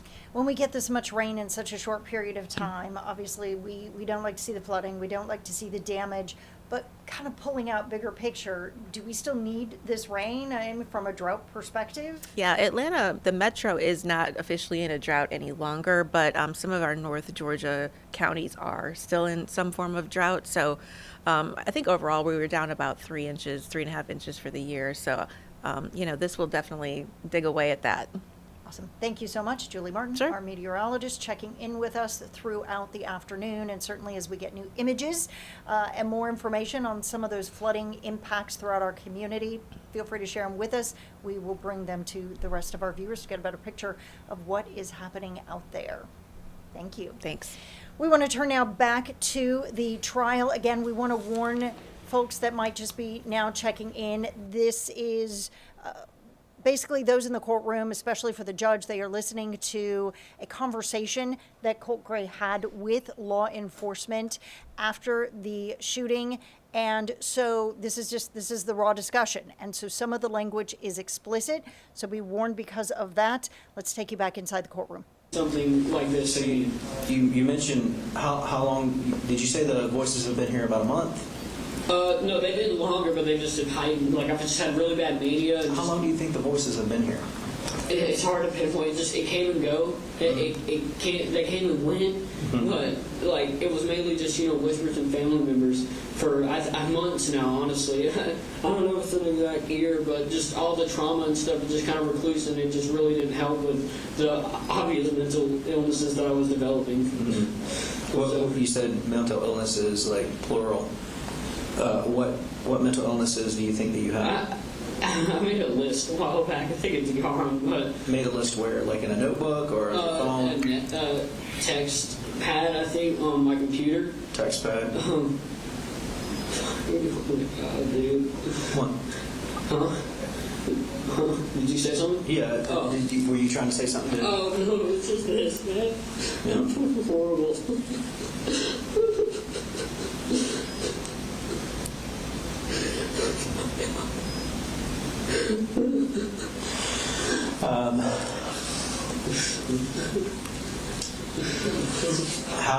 How have things been at home with your dad? They've been good. We have arguments here and there, but... What do you guys argue about? Just things in him. I argue with him, about just not taking proper measures, being, a good parent.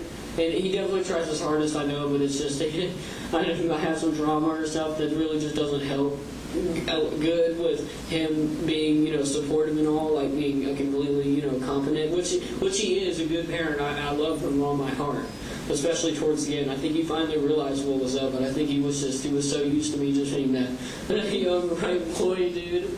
That young what? The young, right, innocent boy, and so quickly just had these things that just, the trauma just recludes me to the state of just, I don't even know what I am, dude. A fucking monster. Oh my God. Is that how you see yourself? Me? Yes. Me, yes. All of this is fucking horrible. I want to at least find me inside of all this, but it's so hard to because of all this shit that I've thought, and I know that's happening to me. Right. And after seeing this, it's hard for me to ever forgive myself, sane or not, medicated or not. So, you said you've been thinking about doing this for a while. The shooting, a while, as in like it popped up, for like a few months, but not as severe as it was. It was only after the symptoms and illnesses popped up that it's almost like the teachers and stuff that kind of leased onto it, and like whatever these people are, they just took advantage of it, and they knew that I was unstable. So over the past few months that you've been thinking about shooting up the school and killing people,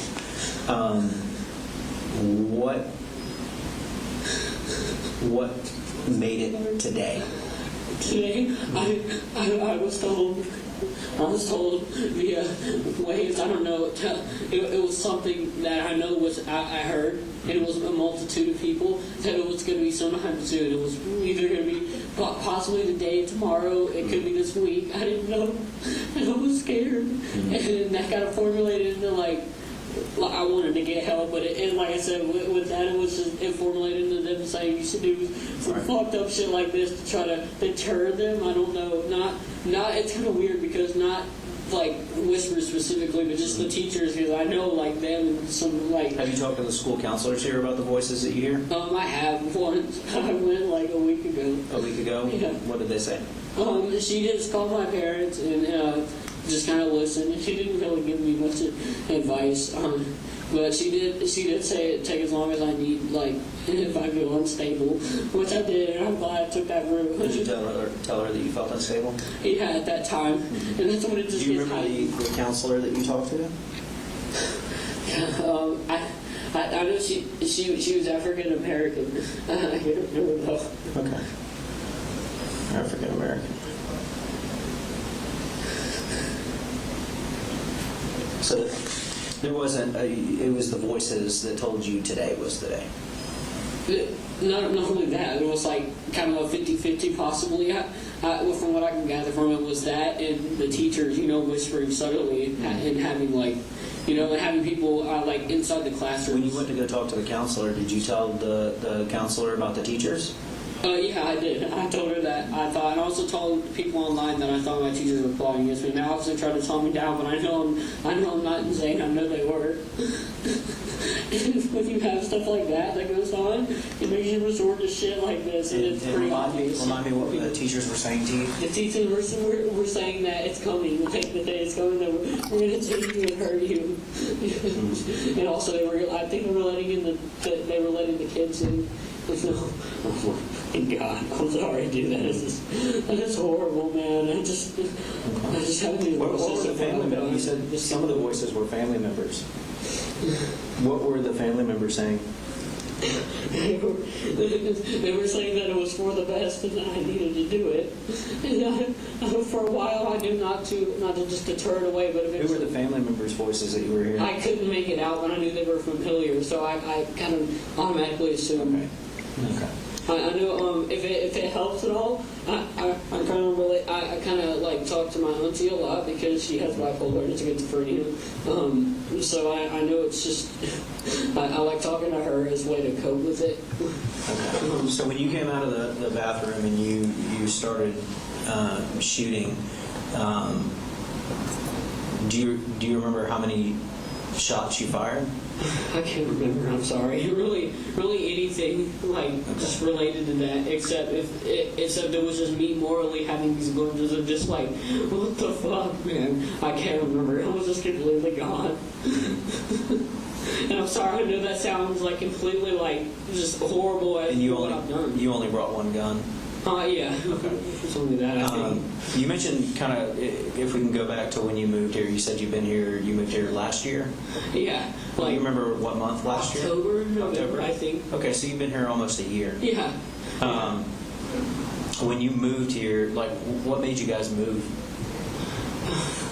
My mom and our previous landlord, they weren't really good because my mom was like flipping her off and chasing down the neighbors' cars and stuff, really just kind of losing it. And like they were all just kind of freaked out, so me and my dad kind of thought it would be best after she had left because we were still there. Okay. She had left, so we just thought it would be best if we just left it all behind, just for the better of our emotional state. Okay. How is it? How have things been since you moved here? Is it better or worse? It's been good. That's what I'm trying to say. Yeah. It's been good. Everybody here is treating me wonderfully. Yeah. How do you get along with your brother and your sister? Good. I love them. Okay. But it's wonderfully, aside from just how it's just formulated into them, like, plotting against me, I know. But aside from that, I like, the interactions, they're nice. Did you start school in August here? Did you just Here? Oh, no, I started here like a month ago. like a month ago? Okay. Yeah. Okay. Have you gotten to know anybody here? Do you have any friends here at this school? Not really. I mean, I just kind of waited for, I was going to ask this one girl out. I just never got the chance. I couldn't find her because she wasn't in any of my classes. But I thought I was going to make friends over there. I just kind of waited. I gave it some time just to let people see if they would reach out to me, and then eventually I would get involved more with, like, clubs. Okay. What kind of clubs are you going to do? Technical. Okay. And, computer-wise. You like computers? Yeah. Okay. What kind of computers do you have? I just had one. I built it my own. You built it? Yeah. And you said that you destroyed it today? I don't think completely. I know I just did something with it. I guess whatever affirmed to them that it was destroyed. Because it's like, and honestly, it hasn't destroyed. I mean, like, I thought destroyed can mean many different things. Like you could smash it. Yeah, I know, but I think considering I'm technical, I assume I probably just took a few parts out. Okay. But I know I did it because I knew they were in. I had this overwhelming just paranoia of, like, I knew they were inside my computer and they were listening through my headset and everything. I didn't like it. Did you ever talk to any of the people here? And tell any of the students here and tell any student? No. No? I was too scared of them, to be honest. Were you? I eventually wanted to reach out and got help because I felt like the teachers and them were like, they were formulating with them, so I knew if I talked to them, I'd only be giving them more info as a way they could, like, formulate the plot against me that I've been telling you about. Okay. Do you have any questions for me? Not really, but if you have any questions for me, it's fine. I just need to get, like, I'm gonna step out for a moment. I'm gonna have someone come in here and sit with you. Okay. I'm gonna talk to some people, and then I will come back in here and talk to you. I'm sorry, all of you. I know it doesn't mean much now because of how fucked up it is. All of you, every officer involved, every family affected by this. If there's anybody killed, oh my god. You mentioned, like, what got you? I'm just kind of curious before I go. You mentioned Nicholas and Nick, the school shooter. Yeah. I know it's messed up, but I didn't at all glorify it. Okay. When did you become obsessed with him? I think those were the words that you used. 2 or 3 months ago, I'd always been kind of into true crime, but not on a level. And I never have been on that level of, like, I'm going to do what he did. I can just understand it on an emotional level. I really like studying his case. You studied his case? Yeah. How did you study his case? I don't know if this means much and how, but they took advantage of that, as in, like, doing something like this would let Nick know somehow, and I thought it was absolutely delusional. That's just another thing that I just tried to write off, but it eventually just formulated within all of this variety of things that contributed to this. Okay. You said they said doing something like this. I'm assuming you're talking about the voices. Yeah, Which voices? when I say voices, I mean, like, also, like, and I know voices is just such a stereotypical phrase, but it's a multitude of things and, like, messages I feel like are left. Did you agree with the messages, or with the voices, or the messages, or whatever? In what way? That doing something like this would get back to Nick? No, for the longest time I did. I tried to hold it off. Okay. But eventually they just sent me into this, like, just complete just state of just gone, just psychosis, and it just... So when the voices tell you to do something, do they tell you, have they ever told you to do anything else?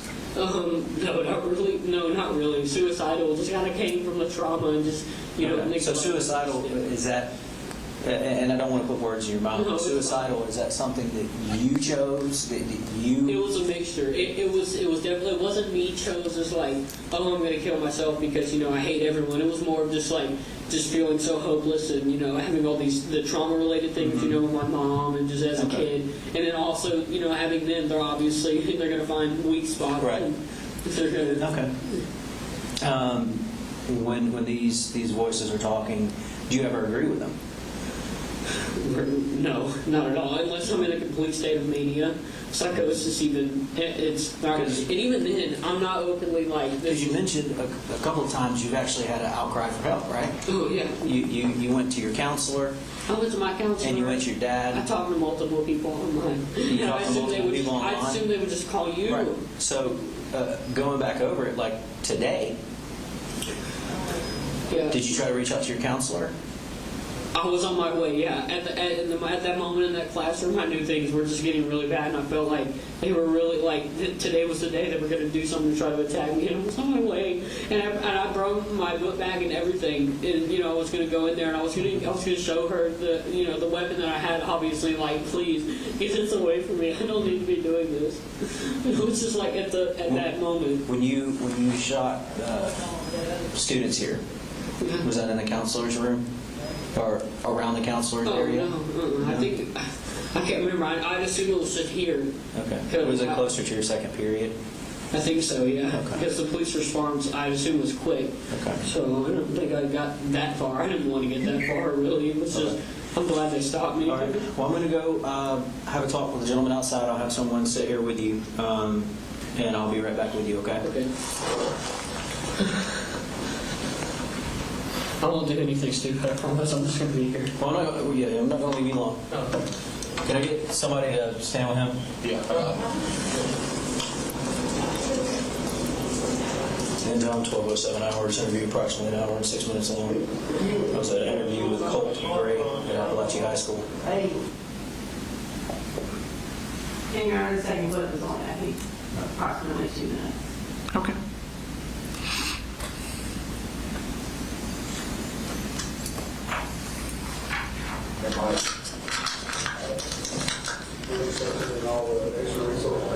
Well, 23 hours on September 4th, 2024. Nicole, so I just got a couple more questions for you. Do you remember where the bathroom was that you came out of? I think it was on this hall. You think it was on this hall? Yeah. Okay. What does your book bag look like? I think it's black. You think it's black? Yeah, it's black. How sure are you that it's black? I think, yeah, it's black. Okay. And why do you think the bathroom is on this hall? Because I'd assume it was. I mean, I don't know how it would gotten. I'm not sure what happened. Is there anything in that book bag that could hurt anybody else? No, sir. No, sir. You're sure? Yes, sir. Okay. All right. No sharp, no bombs, no nothing. Okay.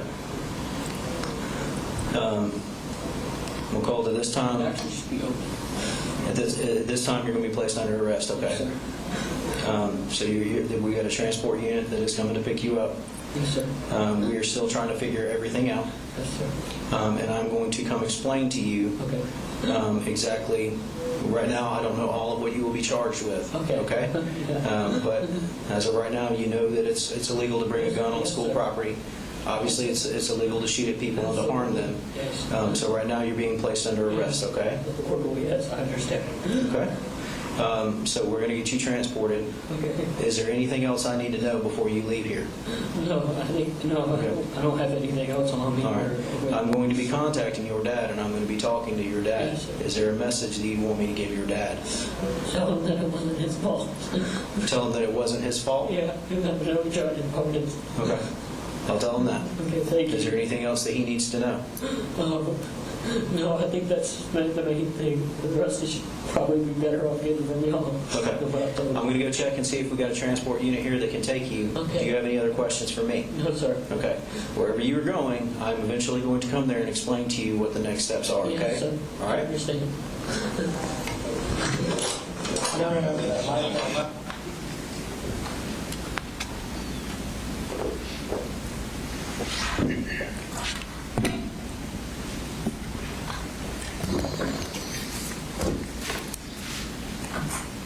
All right, so you mentioned earlier that you interviewed him a second time at the sheriff's office. Is that correct? That's correct.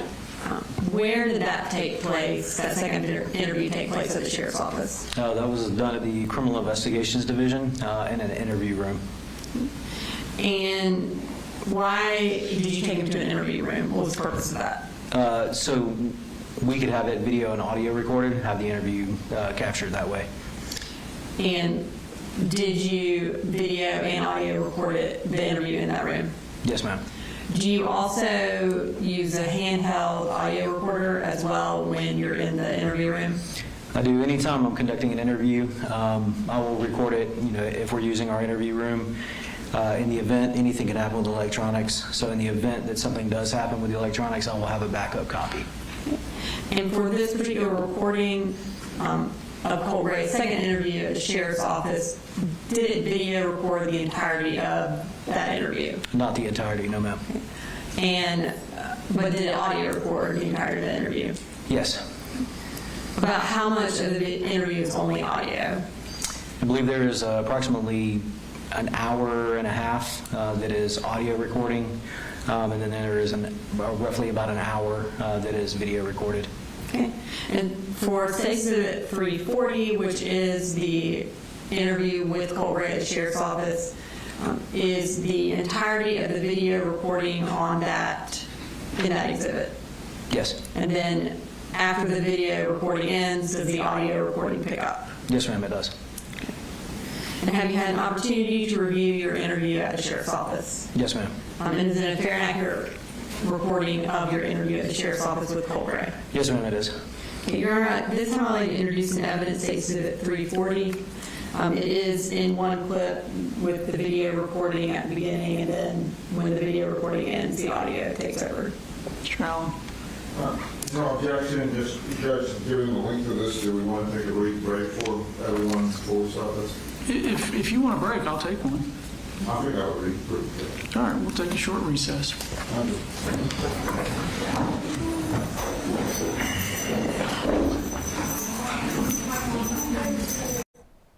And the court right now taking a brief break, giving individuals inside a chance to stand up, stretch, maybe even offer some hugs, emotional support. A lot of emotional testimony coming out today. Not really testimony, but what you've been listening to has been a recording of the conversation that law enforcement had with Colt Gray before he was taken into custody.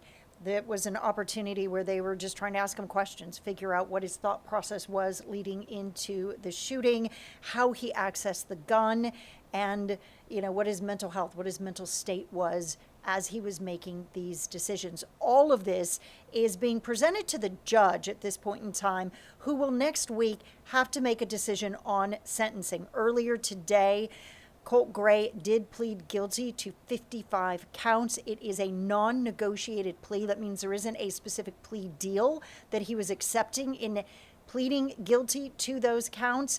Instead, he made that guilty plea, knowing then that the judge could determine whether he was going to get anywhere from life in prison with the possibility of parole or life in prison without the possibility of parole. And so because there is not a trial now at this point in time, this is the prosecution's opportunity here to present basically the nuts and bolts of what they would have wanted a jury, what they would have wanted the judge to know had that trial taken place, so that the judge can take that into consideration when he issues his sentence. We're going to take a brief break. Stay with us.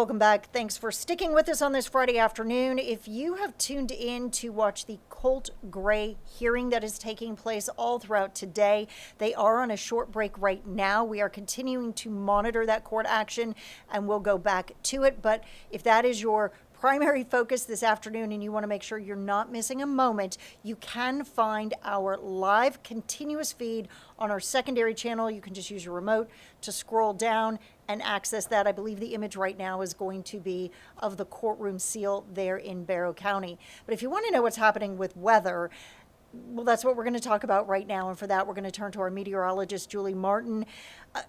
These images that we're seeing of flooding, I mean, we've certainly seen worse, but I got to tell you, when I woke up this morning, those weren't the images that I was expecting to see. Yeah. Primarily up in the north. What's happening? Yeah, the worst of it in Hall County, and that's places like Gainesville have picked up just a tremendous amount of rain in the past 24 hours, and so we've had multiple problems with trees coming down, flooded roadways. We have some great images to show you of that, but this is an ongoing flood threat. We are not done with it just yet. I also want to take you out to the airport, though, because we have a ground stop for departing flights, or the flights departing from other airports coming into Hartsfield-Jackson, and then 45-minute delays for the outbound flights as we speak due to storms. So things are really starting to light up here on the radar in the metro area now as well. Hall County there, Gainesville getting a little bit of a much needed break. But take a look at some of this action going on here in Cobb County down into Fulton and into Gwinnett County. We are looking at 50 lightning strikes all around this area, a lot of those in the metro right now, and a lot of heavy downpours. Still dealing with a considerable flash flood warning. So this is strong language from the National Weather Center. This is for Flowery Branch, Gainesville, and Oakwood. That's where we've seen so many problems today from flooding, and we are still in it until about 4 o'clock this afternoon. Same goes for this area, although this is just a regular flash flood warning. Forsyth, Fulton, Gwinnett, and Hall counties. Places like Big Creek there, Roswell, really getting a lot of that rain right now. And they've already picked up a lot anyway. Some spots there, Gainesville has already seen over almost 5 inches of rain in the last 24 hours. We're probably over the 5-inch mark at this point. And so that is just a tremendous amount of water. And this is the result. This is a look at some flooding out of Gainesville. This is MLK Junior Drive, and noticing the first responders there trying to help people in their vehicles who were stalled out in these floodwaters earlier today. So this is why we always say don't try to drive through floodwaters. You just never know how deep it's going to get. And then at Flowery Branch, this road washing out as well, coming in from Lori Stein, one of our viewers. So multiple problems. We've also seen reports of trees down on cars, trees on houses. So really, our Doug Richards is heading up that way. He's going to kind of scout the area and give us a better bird's eye view of what exactly has been taking place. Flood watch continuing through late tonight in green here. That does include northwest Georgia as well as northeast Georgia and portions of the North Atlanta metro. We have this stalled out front, so that's what's causing all of the showers and storms, and they'll be with us for another couple of hours. So this is a look at 5:30, noticing showers and storms all the way from North Georgia down into Cobb County, back down into areas even south of 85, getting some of that rain action, and then we'll settle down tonight. But Saturday, we still have more rain chances, and some of that rain is going to fall over those same areas once again. Less chance for heavy rainfall, but still not none. And then Sunday looks to be much better. So the next 12 hours look like this. We will keep the storms around through about 7 o'clock this evening, and then just a chance of an isolated storm after midnight. Waking up on your Saturday in the 70s, our average low is 72. Looks like we'll warm up a little bit tomorrow, 88 degrees, 90 on Sunday with lower rain chances.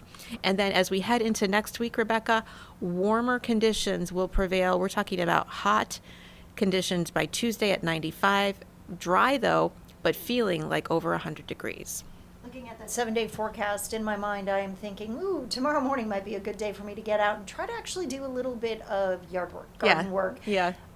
But when we think of the rain chances on Saturday and on Sunday, I mean, are these potential washout for some areas, or is this just going to be hit or miss? Yeah, well, there's about a 30% chance on Saturday. The problem is a lot of these areas are already soaked, so it just depends on where the storms roll through. It's not going to take much, though, to trigger more flash flooding, so we will have to just kind of keep an eye on that. Hopefully it stays away from Hall County, which was hit so hard today and is still getting it. Wonderful. Thank you so much for joining us, our meteorologist, Julie Martin. Right now, we want to head back into the courtroom in Barrow County. We have all day been listening to kind of the information that prosecutors want the judge to consider, and it looks like now they are sharing some video portions of the conversation law enforcement had with Colt Gray before or leading up to his arrest. Let's listen. Before I do again, because you are under arrest, I'm going to give you rights, okay? The same thing last time, so you can't be alright? You have the right to remain silent. You didn't say you didn't use the report at all. You have the right to talk to a lawyer, and the president of you or you questions. You know, for our lawyers, when you appoint you to represent you, if you have a question, you do it. If you can try at any time, it's right. I answer any questions. So you understand your rights, I was finding you. Having your rights in mind. You will speak right now.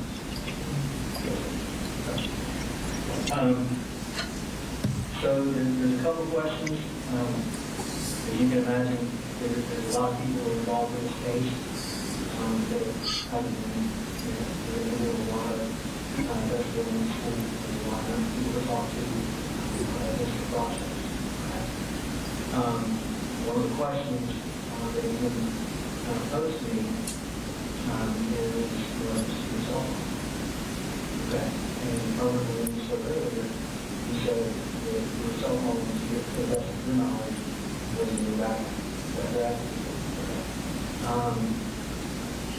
You know, in order to kind of help us with the timeline, and kind of went over that earlier this morning, in order to help us with the timeline, phones people up about a letter that we want to be set up morning or a call or text message you made helps us determine, you know, what the day was like. And one of the things that we would like to do is process that phone to help us establish the timeline. You will be able to access to your phone in order for us to access it. What would that look like? Right.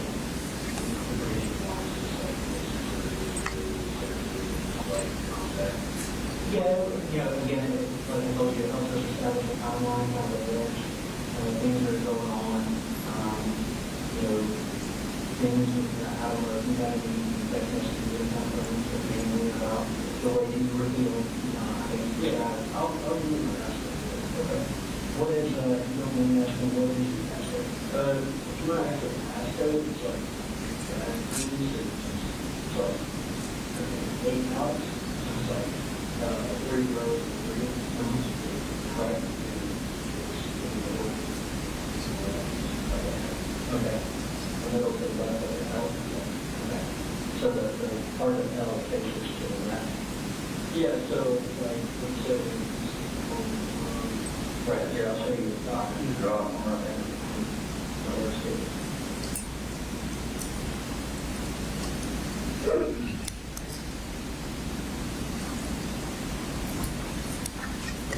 And if that those are the dots that you just drop in there and that time right there. All right. So another thing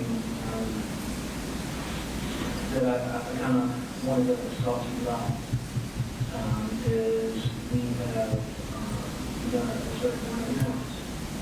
Okay, we love your house and we kind of did a search there. Is there anything you want to tell us about at your house? I agree with the house. It is.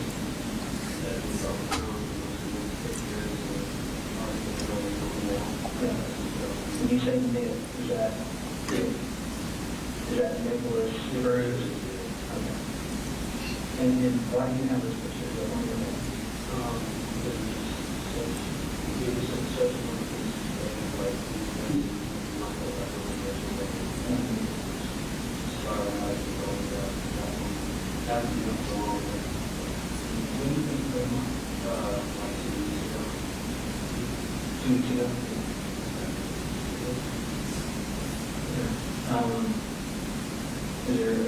There was some other stuff up there other than the focus map. There was some writing. Oh, probably just a newspaper. Newspaper article. And you mentioned to me earlier, you were telling me that you found an obsessed with it. Yes, sir, but also it's good to know that I know it's obsessed in a way that, like, I'm not telling us to what about that, it's more like, digging deep into, like, okay, yeah. Tell me a little bit more about that. What made you want to dig deep into this effort? Well, like I said earlier, I also true crimes and researching, whether it be serial killer or, whatever got, out of him. And so, we need to tell us all the trials. There's still a lot of docs that make stuff that relates in that way. And most of all, the stuff that I've done. And how did you go with that? The neglect from the overseas of not having it right there. The price for help.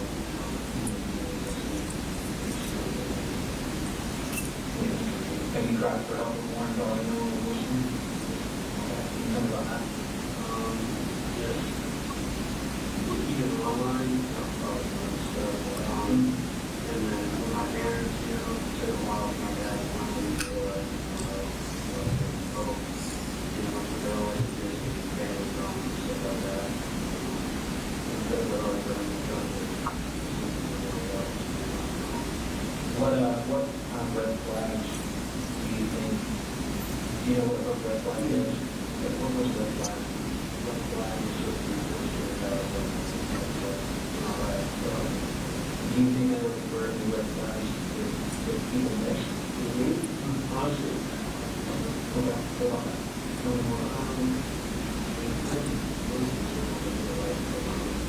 The video was probably just, the name stuff, like you start to put today, some of the stuff over it up.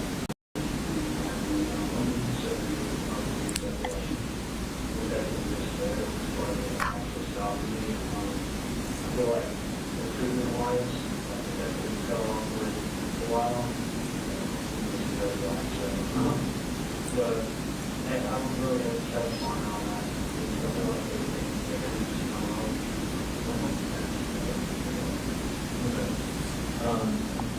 sometimes in cases like these where there's shootings or whatever, there's a lot of effects on human life. Where these things don't matter, or not matter. What adrenaline does, kind of how, shortly after those things happen, things can be done. There's some things we said we didn't remember earlier today. And then we kind of walked over it a little bit. A timeline of being at the beach that you were telling me that you hadn't slept in the last day. So it was also that everything ties to the like almost a blackout instead of black maybe that's what those what me my grandma and my mom agree that I had a few reasons so that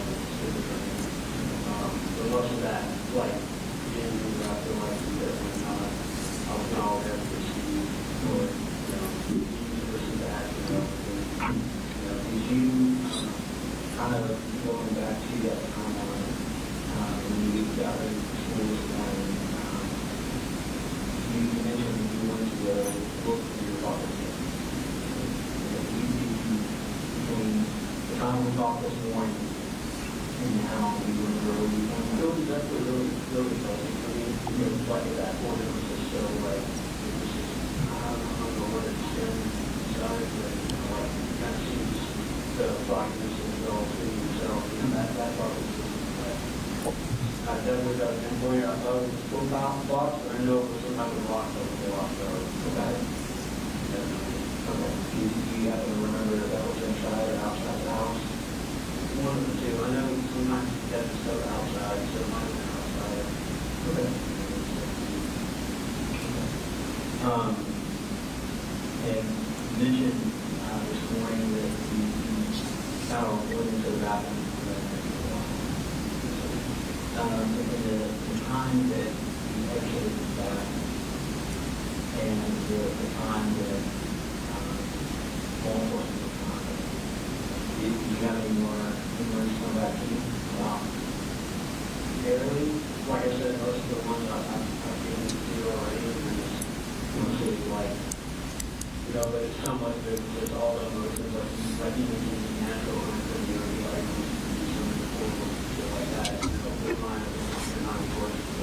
Like I do, like have all I always remember is just hearing, you know, yelling, obviously coming from the police, you know, down the hall, and you know, around.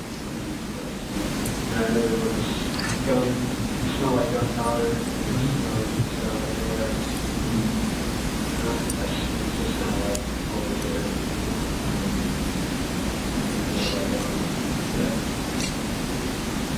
Did you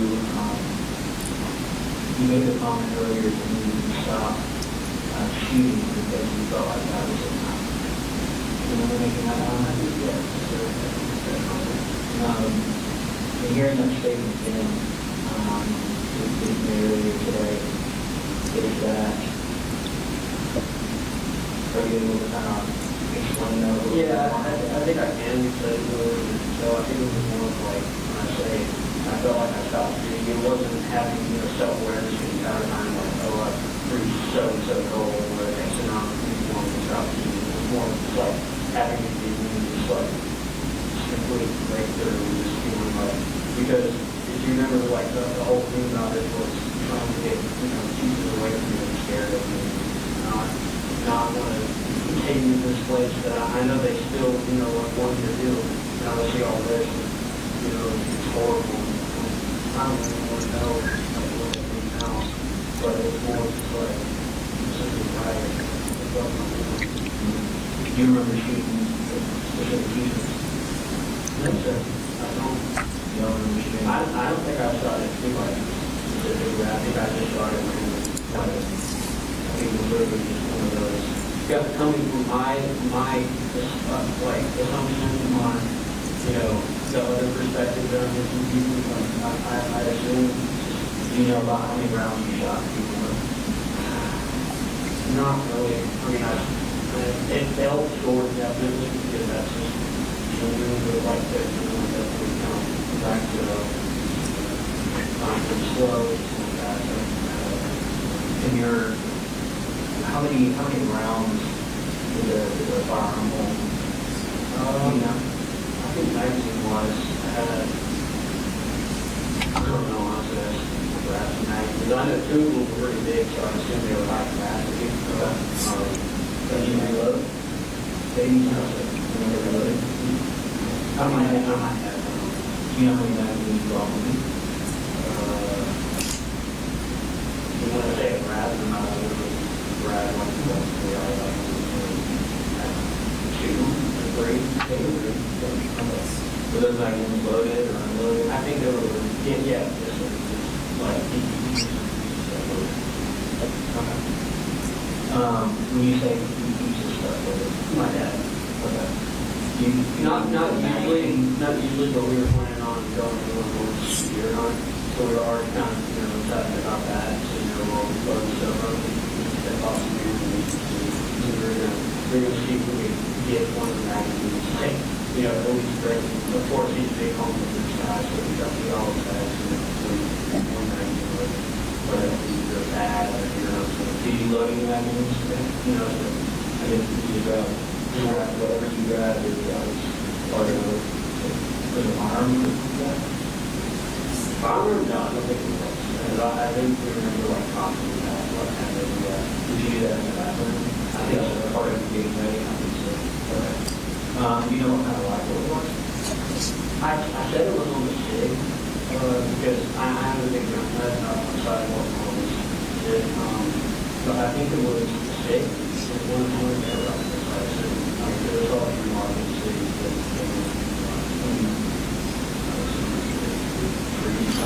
because my dad wanted to do that thing while I'm in the Okay. And you shot that gun before? So you shot that gun. What were you guys? I can't remember the name, but I know what the How many times do you think you shot that gun? I mean, I've gone personally, I've gone through 200 rounds like target practice.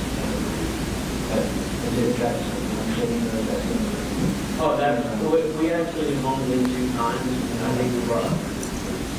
Okay. Have you ever shot any other firearms? He had a 45. I think he had a 45, but he swapped it for a 9mm. He still has a 40. I shot all 3 of those. 45 here, half is very.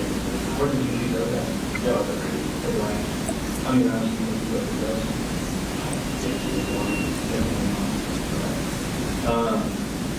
So the arms are around the house. Do you have it loaded or unloaded? No, usually they're not.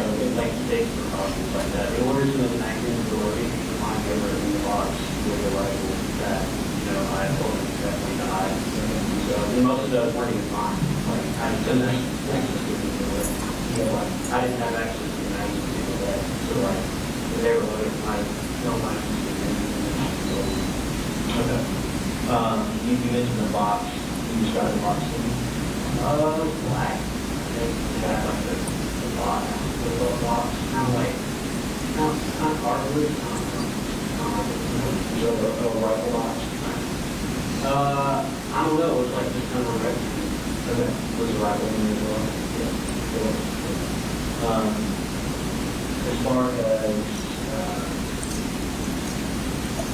you mentioned earlier that you were shooting. Do you remember shooting at people? I do remember being on the ground, looking back and seeing white patches, in the body. So I can only assume that doing this, especially with the whole concept of like people being after me, I assume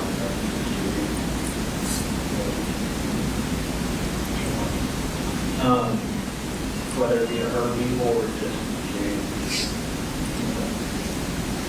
So you think part of your attention was to shoot people?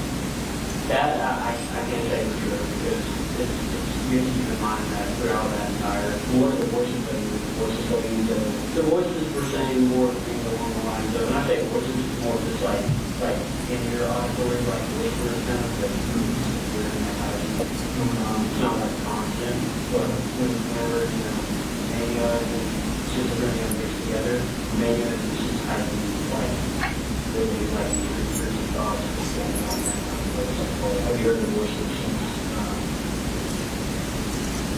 shooting this one? What is that? Just like coward, insulting, Coward, monkey, or coward? I don't know. I just find that out myself. I can only assume that I'd be a coward because I can kill more people. I mean, that's what they want to That's your interpretation of it? Yeah, that's my interpretation.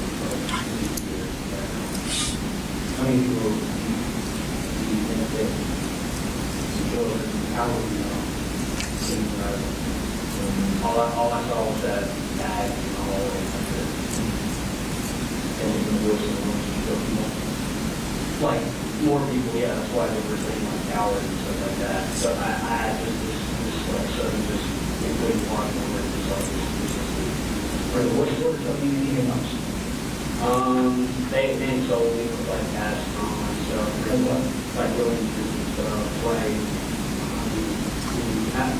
when you think of a good example that I've as well, when I say intrusive stuff, it's like stuff I've seen over the years. So like I one time I went to the counselor because I was going to help, it was just like, see something that you going to hurt you as in the whole facility and how long that they are for and stuff. Do they ever say anything that you agree with? Barely, no. Like, it's sometimes more just like insulting other people. So I guess what I'm trying to get at is you don't ever agree with the voices. Do you have any questions? Still like what you said earlier, about your felony type of felony.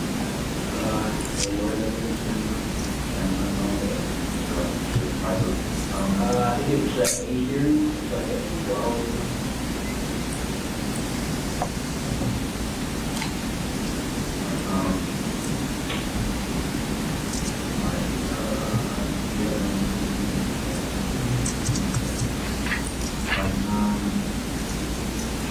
What the red flag thing? Kind of elaborate a little bit more on that. When you guys talk about red flag, I thought, like, sorry, I'm getting one of those again. Elaborate more on that. Red flag wise, I think it was more of like subtle jokes, even as more of like, oh, I hope, this mania doesn't kick in, and I have access to this gun or something like that, and just kind of laugh it off, like with family members and friends online. Who did you said family members? Who did you? My dad. Me and him joke like dark humor wise like that. Not often, but he did towards the end, like when I would joke like that, he did get concerned, and that's why he made and I made myself. The actions to go forward with. Do you remember your online friends' names on Discord? No, but I have them all added, so you could probably go through there. I think one of them's Mandy, and then that's the one I know. And yours was the occasional burner. Yeah. Okay. Is it spelled weird? Does it have like a dollar sign in it? No, it's just occasional. Occasional burner, space burner. No, no space. No just space. Occasional burner. All lowercase, uppercase. All lowercase. Okay. What do you like about Discord? I don't use it very much. I will say that. I only had it just to reach out and connect with people, Steam-wise, and because I am a gamer, build my own computer and stuff. So that's kind of... What type of games do you play? Simulator games, Call of Duty, obviously. But that, not really. I've kind of retired from that. I rarely play it anymore. But it's more of just like RPG, like Skyrim type stuff, like sword fighting. I know Mandy, we and her got in contact because we were really like sharing ideas Nick-wise. Like they were never anything bad as to, it was an echo chamber of like, oh, we're both going to do something. It was always just like how we agree that it was bad what he did. But did Mandy ever send you any pictures or anything like that? Oh, her? Mm-hmm. Oh, yeah. She did. Was she like your age, or how old was Mandy? 16, I think. She was 16. Mm-hmm. What did she like about Nick? Same thing really, like, that I did, just like the emotional aspect of it, and, because she does get bullied a lot, so she related to his, the part where he was getting bullied. Nick was bullied? Yeah. Okay. What kind of bullying did you experience? You said you didn't experience anything here. Yeah, but in middle school, it was just, like I mentioned, I was just, like, really in a bad headspace at that time, just depressed-wise, and anxiety, no medication, so, like, showing up to school with, like, a puff jacket and 2 hoodies on underneath, like, in the dead of summer, never wearing short sleeves, just being weird, like, really just not, like, somebody would try to talk to me and I just wouldn't talk back. Mm-hmm. So. Is that a decision that you made? Why didn't you want to talk back with them? Because I just couldn't think, like, I was just so, like, socially just inept, like, I just couldn't, like, I couldn't even formulate really what to say. When did that begin? Early 7th grade. Early 7th grade? Yeah, because that was when my mom and stuff was, like, on the drugs, and her and my dad had just separated, so it kind of took a toll on mental health. Have you ever used drugs? Me? No, sir. No, you never used them? No, sir. You mentioned not being medicated. Was there ever a time that you were medicated? No, sir, other than Zoloft, which I'm on now, which isn't even prescribed, but it definitely helps. And you get those pills from who? My mom, because she gets prescription for me. My grandma just sends them to me. But it's not in like a bad way, because I genuinely do have really bad panic attacks and chronic anxiety. It's helped me a ton with actually going out and communicating. You have been listening to a recording of the interview that law enforcement did with Colt Gray right after the deadly school shooting. Now, earlier in the day, we heard audio. Now, this is the video portion. For some reason, They did not have video of the entire interview, but in totality, they're saying that the video and the audio, this interview is about 2.5 hours long. So we know that we've heard about an hour and a half of the conversation at this point. We are going to be going back to this conversation later, and I'll be recapping you a bit on what has been said to this point. But for right now, I just want to take a brief break and turn to our meteorologist, Julie Martin. If you do want to continue to stay with the hearing, with this discussion and the testimony that is being shared with the judge, you can go to our secondary channel. Just use your remote, click on down, you will find it. That will be that image there of the police officer speaking with Colt Gray in a holding cell. Let's shift gears for just a moment, because there has been a change in where some folks are seeing rain or where we're seeing those flood risks. What can you tell us at this hour? Yeah, it's been a pretty busy afternoon in terms of flooding in Hall County. And so we are starting to see at least one change there, but there's still a flood threat that is ongoing. Also, a ground stop at Hartsfield-Jackson I want to tell you about. This is for departures from other airports coming in. That's going until at least 4 o'clock, and then our outbound delays are at 45 minutes due to weather. So taking you out now to the satellite, the radar, pretty lit up pretty much all throughout the metro area here. We are looking at some storms with lightning in Cobb County here, about 50 lightning strikes from Kennesaw over toward Roswell. Atlanta, also getting some heavy rainfall, and then everything kind of moving off up 985, which is where we don't want it. This is that flood warning, a flash flood warning. Now, the worst of the warnings was canceled. That was a considerable threat, and that was for places like Gainesville and Flowery Branch. Now we are dealing with a flash flood warning until at least 4 o'clock for these same areas, including those areas too. But Dawson, Forsyth, Gwinnett, and Hall counties are included in this. We've had so much rainfall over the past 24 hours here in this area, upwards of 5 inches or so in and around Gainesville, and we've had multiple problems as a result of that. This is some flooding out of Hall County. This is in Gainesville coming into us off of MLK Junior Drive. You'll notice there the emergency responders trying to rescue people, save them out of their vehicles after they were getting stranded on the roadways there on MLK Junior. And then in Flowery Branch here, Lori Stein sharing this photo with us of the road collapsing as a result of all of the rainfall. So multiple problems. We still have flood watch in effect. That goes through late tonight. So that does include northwest Georgia as well as most of northeast Georgia and parts of the northern metro. That is because we do have this stalled front, and that has been triggering these showers and storms multiple rounds throughout the day today. We will still see some of these scattered showers and storms through about 7 o'clock this evening. We start to see things settle down, and then we dry out overnight. Saturday, we do have another chance for some storms in those same places, although that chance is not as high, but nonetheless, it won't take much to trigger more flood concerns and flood issues. And then Sunday, a much lower chance. We finally start to dry out. So the next 12 hours look like this. We will stay stormy again through about 7, and then turning over to cloudy skies with just a chance of an isolated shower here or there. Low temperatures starting off your Saturday in the middle 70s, and your weekend outlook looks like we will be slightly warmer, around 90 degrees, with a 30% chance of rain Saturday and 20% chance on Sunday. Once we get past the weekend, Rebecca, things really heat up.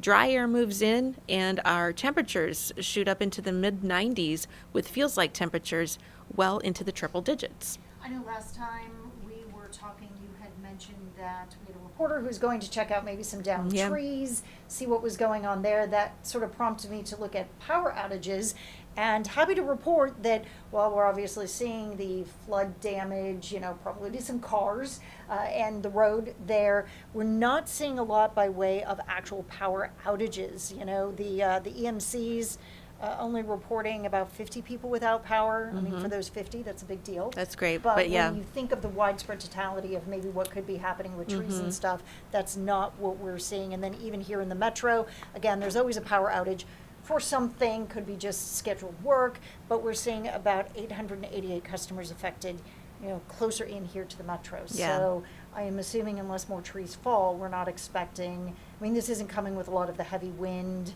That No, it's would be not. That causing is some of that those is power the good outages. news. But the ground is really soaked, and there have been a lot of problems out on the roadways with trees on vehicles. We've had flooding in multiple areas, and so I'm going to talk about the traffic on 11Alive coming up at 4 o'clock and kind of help you navigate around some of this. But if you do see the floodwaters, please don't drive through them. A lot of this is going to be tapering off. Just wait it out. As I mentioned, this will wind down tonight, and then you will have a much better time out on the roadways. Wonderful. Thank you so much for the update. Sure. We greatly appreciate it.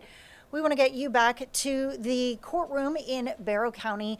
Now, if you're just tuning in, trying to figure out what on earth we are sharing with you today, Colt Gray, that is the teenager involved in the deadly Appalachia High School shooting, he took a non-negotiated plea, pled guilty to 55 counts. Those were all of the counts that he was facing. This means that there isn't a plea deal that he was accepting in exchange for his plea. He is leaving this to the judge to determine exactly what his sentence should be, that ranging from life without the possibility of parole to life with parole, a decision that the judge is going to be making sometime next week. So what we're hearing right now, this is the evidence that prosecutors want the judge to know before he makes that decision. And we were having some audio issues. We don't control the audio that's coming out of the courtroom, but some of that audio was a bit muffled. So just really quickly, he was telling law enforcement that he stopped shooting because he had a genuine breakthrough. He does not think that he was shooting at anyone specifically. These are notes that are coming to us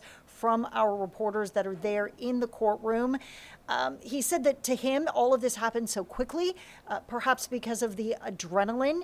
He thinks that he loaded the gun in the bathroom, that he did not come to the school with a loaded gun. But he talks a lot sort of about his mental state, auditory whispers, mania, saying that it had been almost a day before he had slept and that he was hearing voices telling him that he was a coward, telling him and encouraging him to kill more people. That is sort of what is leading into the discussion that we want to continue right now. Trying to persuade her into not stopping it, which right then and there I should have had a moment where it was like, no, this is messed up. I need to just tell her, which is what happened in the hallway. But by that point, it was just almost in a sense of no going back, but not the self-aware, no going back. Oh, I'm already here. I'm just gonna do this. There's no going back. It was it had escalated so badly at that point that I felt like there was no return. As much as I had tried my hardest to get the help that I needed, and even there, today, just stopped and just showed someone and gotten them, to take me out. So do you go to second period from first period? Yes, sir. Okay. All right. So there's a class. Tell me, what time does class change? I think 9:48ish.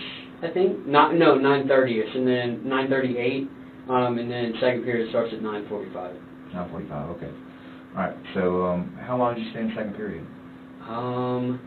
God, that's when I was saying it was just on the verge of this complete psychosis at that point. I told my teacher I was going to go to the counselor because I felt that that's literally, I think that's all I said. Internally I was I need to go to the counselor because I feel something really bad is coming on. And by this point, I had already had the gun, and it was just that's kind of what formulated that I need to go to the counselor and get her to get a resource officer to take this away and take me to the station to prevent all of this.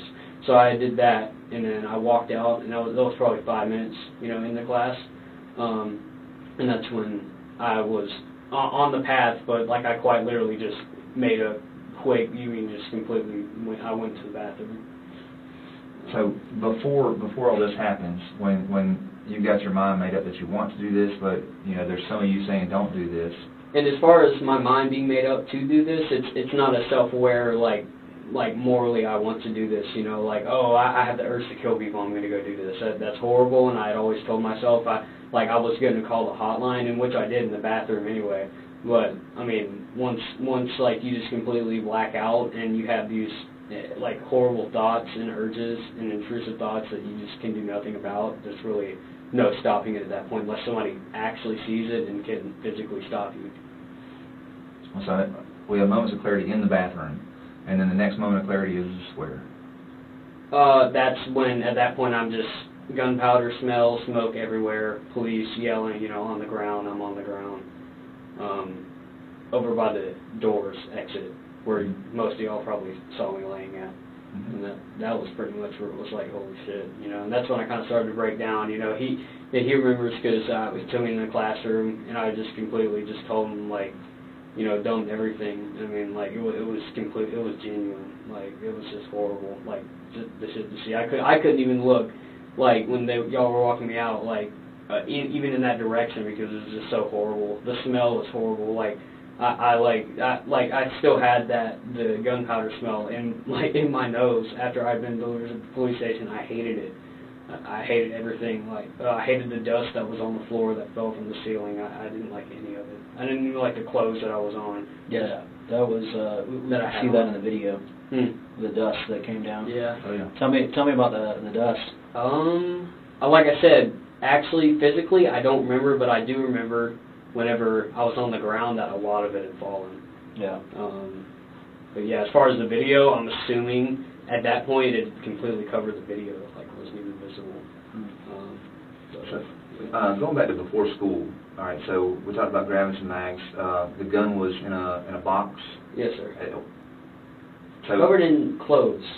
He had some clothes over it, which I guess was another, like, last resort, like, to hide it. all right, so that's my next question. To you, is that hidden, or is that somewhere where you know to go find it? No, that's hidden. I looked for it for a good while. Like, that was a really good, like, that's not him just half-assing, like, oh, I'm going to hide this. Like, he knew at this point, like, something was definitely very off, and he was going to give me the help that I needed. Does he go to work before you go to school or something? Yes, sir. All right, so when you're going to school, you're alone? Yes, sir. What time did you get up this morning? I didn't get up this morning. I've been awake for, like... Oh, so you stayed up all night? Yeah. Okay. So it was just, that was most of that just stemmed from the sheer, fight of just trying to fight off this urge and this bad... So once your dad left for work, is that when you started looking for the gun? Yes, sir. What other, preparations did you make? That was pretty much about. I remember just grabbing whatever thing I saw that could somehow conceal it, which at that point was just horrible because like somebody even thinking along those lines, which in this case I'm assuming was paper from what I can recall vividly. Paper, poster maybe was wrapped around it. Where'd you get the poster from? I think it was just lying around. Like pink stuff on it. Yeah, it's just in my house. I just picked it up. Is that something like your sister made? I don't know. I didn't look at it. I just wrapped it around because the outside was white when I did that. You did that. I found some yellow gloves in the hallway where he was laying at. Did you put yellow gloves on? Those probably are my gloves, but at the time, I definitely thought they were more purple gloves. But yellow gloves, I can't think of who else's they would be, so I obviously assumed that those were the ones that I had taken. Wow, why would you put on gloves? I don't know. I told him, we actually questioned about that. Like, why would I do that? I can only assume just as like a thing because we were talking about separation is like me from that. But at that point, I don't think I had that much like just self-awareness left to like even think of something that could possibly help, which was like that separation. I think it was just simply gloves. Like, I can think maybe. Honestly, I really don't know. Maybe the heat of the gun. Maybe that's what they were thinking. I don't know. You shot the gun before, so yeah. You know that putting 100 rounds to it. It's gonna with the guard. I forget what they call it. The handguard on the specific SIG model that I have heats up really quickly. That's the only downside from what I've seen. What do you mean heats up really quickly? Heats up. Oh, heats up. Yeah, like you put like 15, 20 rounds through it. That's why most people get a grip on it. Yeah. And you said you do not remember what range you guys shot at before? No, I think it was some like guy's name and then the range. It was like Charlie something maybe. Charlie. I'm pretty sure. Charlie Elliott. I think so. Yeah. You could just probably search up local ranges and like write it out. Maybe like a 40-minute drive from here. I think so. Yeah. Okay. Almost an hour. Your computer. What type? You said you played like COD and stuff like that on your computer. Yeah, COD, RPGs, MMOs. Open World games. Is there anything else I need to know about your computer? No, that's pretty much about it. I mean, really, I only use that specifically for gaming. Like, all archiving stuff, like Nick pictures, I straight up just put that on my phone, which I can probably find my camera roll. But the computer in and of itself was usually just for music and gaming. Is there anything, so like, it's intact, it shouldn't be taken apart or anything like that, it should be just, live? I'd assume so, but what I was talking to him about is that I do remember, screws, and we talked about how, like, it popped, like, the likelihood of it being disassembled, because I remember it being on the floor. So the only reason I could assume it being on the floor is taking some part out of it. Remember, I just took a bunch of random parts out of it at that point, because at the time, like, and still, honestly, I thought that the teachers who had, like, connected with multiple people, they were inside of my computer. So at that point, it had kind of spiraled into, like, I got to do something about this. So I just set it down and just. How would the teachers get inside your computer? I don't know. I know they have some type of, like, technology, like they forward back to each other. I was thinking just like key logging, possibly. Whatever I type. What's your attendance like, Cole? It was pretty bad, like, leading up to this because of mental health stuff. Like, I really wanted to make, I was definitely unstable, so I asked them to stay home and that we were I'll go back and then we're going to make that, move to give me the help. And I also was sick. I had strep throat, so. Okay. I guess what I'm trying to say is, so you're staying at home when you're having issues. Why didn't you stay home today? That because it had just like I said, it completely spiraled into something I hadn't seen or experienced before personally. And if that in this situation, we can take that and correlate it to the definition of like it's gonna completely take over and just make me go, because I wanted to go back to school anyway, because I feel like, okay, it won't be all that bad. But that's when all the shit just happened. Stayed up all night, like, trying to just get it to stop. Are there any other schooling options for you? Like being around all these people are an issue or anything like that? No, I think social-wise I'm fine. That's what the solo helps for. And when I say like fighting off these urges, I mean like whispers, like nooks and crannies in the wall that like I can hear. It's kind of like muffled. Sound like from the other room. Sometimes it can differ in tone. Sometimes it's hard to make out. Sometimes it's just pure whispering. But do you remember speaking to your dad before he left for work? No, I don't think I did. I might have told him that I did. Honestly, I don't think I did, because he leaves pretty early. What's pretty early? 6:30. That's not super early, but I mean. Did he? When I talked to you this morning, you mentioned that he had taken your brother to school. Yes, sir. He did take your brother to school? Yes, sir. What time does your brother go to school? I don't know, but I do know that he usually takes him. He might have put him on the bus, but I know that whatever time my dad was getting up, which was around 6 or so, that my brother's school starts. Does he have one car or more than one car? He just has a truck. He just has a truck? Yeah. Okay. When his was his truck there when you left for school? No, sir. He'd taken his truck obviously to go to work. Okay.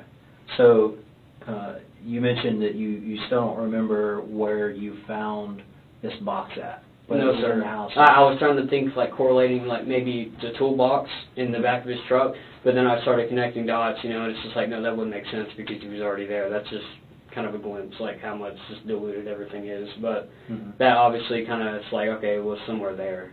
Okay. It was definitely covered up by, like, a bunch of clothes and stuff. So you mentioned earlier, like, that you did all this background research on Nick. As far as research, I know what you guys are thinking. You're thinking, like, what I looked up, what rifle he used and what round. That, as far as that goes, I didn't. All I did was, go to different sources that might have mentioned stuff like that, but it was only for, like, the emotional aspect of it. Okay. I wasn't searching, what sources did you go to? Wikipedia, Reddit, just the usual source infos. I think regular news websites like the New York Times, Tampa Bay Times. How many people did Nick shoot? I think 17. 17? Mm-hmm. I think it's the worst high school shooting, like, to this day. You think? And it's just Where did that school shooting happen at? Parkland, Florida. Parkland, Florida. It's kind of random, but I actually had made an account on Secure Us, which is a jail messaging website and mobile app, and I'd actually sent him a letter or two. You sent Nick a letter or two? When did you do that? That was a week and a half, 2 weeks ago. I just wanted to simply see, what was up. I definitely tried not to come off as weird. When you signed up for Securus, do you remember your sign on, your log on? Not really. I think I might have put the password in a text file, but I know it's like 0099 and a bunch of underscores and random stuff, but I have it in a text file, so you just go through one of those and you'll find it. Is that in your phone or? A computer. Okay. And what did you say in your, you said you wrote him a letter? Not wrote, but email, because you can send emails through that. And it was more of just like, hey, like, how have you been? Like, more of an introduction type stuff. Mm-hmm. You obviously can't be 14 when you write stuff like that, so I lied about my age. How old did you say you were? 18. Okay. And did he ever write you back? No, he didn't actually. Which is kind of understood because he has a lot of crazy fangirls that constantly hog his email stuff. So how do you know that's all that? he gets. Mandy, she says that there's a lot of like crazy like. Has she ever talked to her? Who? Nick. Oh, Nick? No, he hasn't. She wrote to him, but he hasn't responded. And to you her. said you did that like a week or so ago? Week and a half. Okay. And did you tell him what you were having thoughts about doing? No, sir. You didn't? Mm-hmm. You just kind of introduced yourself? Yeah, just like a mutual like friendship thing. Okay. It's actually still there. You could probably just go to my sent folder and it's there. Okay. Okay. Did you say anything else in your email to him? No, it was more of just an introduction. The second one was more of like, like a, hey, I don't know if you got my first one, but if you did, it'd be cool. Just write me back anytime. That was all the second one was. It was pretty short. Did you talk to him about any of you mentioned that you and him, there were a lot of correlations between you two. Yeah, but I didn't bring, because usually with that, he doesn't even know me, so I obviously had to, start, normal with introduction and stuff. And I wasn't going to say really any of that openly, because it'd probably just make him feel more guilty. Did he suffer from schizophrenia too? He did, like, he had, like, a psychosis symptoms, but he was notorious for faking his schizophrenia and the interrogation thing, like, he was, like, looking around and stuff. But as far as, like, that level of schizophrenia, I don't think he has, but I think he definitely has some form of, like, antisocial personality, like... What do you think he has that? Just him killing animals, threatening people, I mean... Have you ever killed an animal other than hunting? No, sir. Not that I can remember. What animals have you killed hunting? Just a deer. It's actually on my wall. Is it? Yeah. Okay. What others? I know you mentioned the trauma and all the things like that you had in common. What else did you guys have in common? Really, like, it was just the emotional stuff was really just gist of it. I'm trying to think of possibly other stuff. I know we had like same interests, gun related, and like we both like JROTC and Army stuff. Were you in JROTC? No, but I was planning on joining it. Were you? Mm. Okay. Where do we go from here, Cole? What should happen to you? Honestly, I think I should be put in a mental health unit very, obviously, because what I've done is beyond horrible. Like, I have no words even for what I've done. And it's absolutely horrible that the parents have to go through the shit that I've caused. Unknowingly at that, so that's even more guilt with me, too. As far as what I should do, I mean, I definitely, now that it's over, it's just like, so many things running through my mind. It's like shock and, confusion as to why, I did this, and, definitely having to give you guys info, obviously, so you weren't left in the dark. As far as what should happen to me, I mean, that's my personal take. I know you guys are a lot more formal when it comes to this stuff, so you guys probably know. But I definitely think I just need to be on some form of, like, antipsychotics, Seroquel, that type of stuff. I know my mom was on that for a while, and it helped her after the whole thing with my grandma. But, yeah. Is that something that you've looked into in the past, though? Not really, but I know that's like a popular antipsychotic. I'll be right back.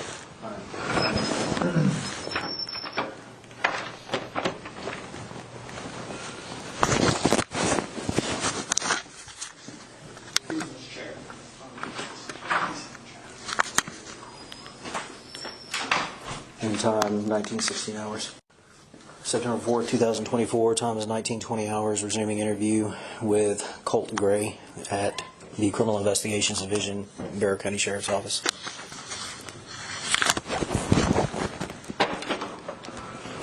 Okay. Sorry about that. Like I said, there's a lot of different people that are involved with the investigation, so I just wanted to clarify some things, that you have shared with us. Now, you mentioned that you destroyed your computer, right? And you took it apart. Yes, sir. What did you? From what I can tell, that's the Right. only What did you do with your hard drive? hard drive. I didn't have a hard drive. You never had a hard drive? No, like the disk hard drive. No, I never had a hard drive. As far as drives, I wouldn't know anything about that. I know I just took graphics card, I think, because I remember like the two bands on. So the how do you store anything? How do you save anything? Drives, really. I know SSDs. They're like little slots. Okay. Should be below the graphics card. Below the graphics yeah, card? I remember taking that out. Okay. And I also wanted to ask you about you mentioned being on Discord. How long have you been on Discord? This account that I've made has only been like a month I've had it. Okay. What account did you have last year? I can't remember. You don't remember that? Specifically May of last year. I don't remember. You don't remember? I know I've had previous Discord accounts, but I don't remember like the name of it or anything. How many previous accounts do you think you've had? Like 4 or 5. Okay. Why do you keep making new ones? Just the paranoia. Like, it really is not fun, computer-wise, because constantly making new email accounts, thinking people are tracking them. Do you remember when I asked you if you had ever made any threats on Discord? Yes, sir. You remember your answer to me? No, sir. You don't remember? You told me that you hadn't. I hadn't made any threats. Yeah, that you had made comments about possibly wanting to shoot up the school, but your friend on there kind of talked you down from that. Sir. Remember that? Okay. Well, last year. Last year, I remember this incident, yeah. Okay, tell me about that incident. I was in a... All afternoon, we have been listening to an interview exchange between Colt Gray and law enforcement after the deadly Appalachia High School shooting in Barrow County. Now, earlier today, victims had an opportunity to give their statements of how this shooting had impacted their lives. We heard from family members. We heard from other classmates. And this is all information that the judge is going to be using to determine Colt Gray's sentence later next week. Today, he took a non-negotiated plea. That means that this isn't a deal. He doesn't know what the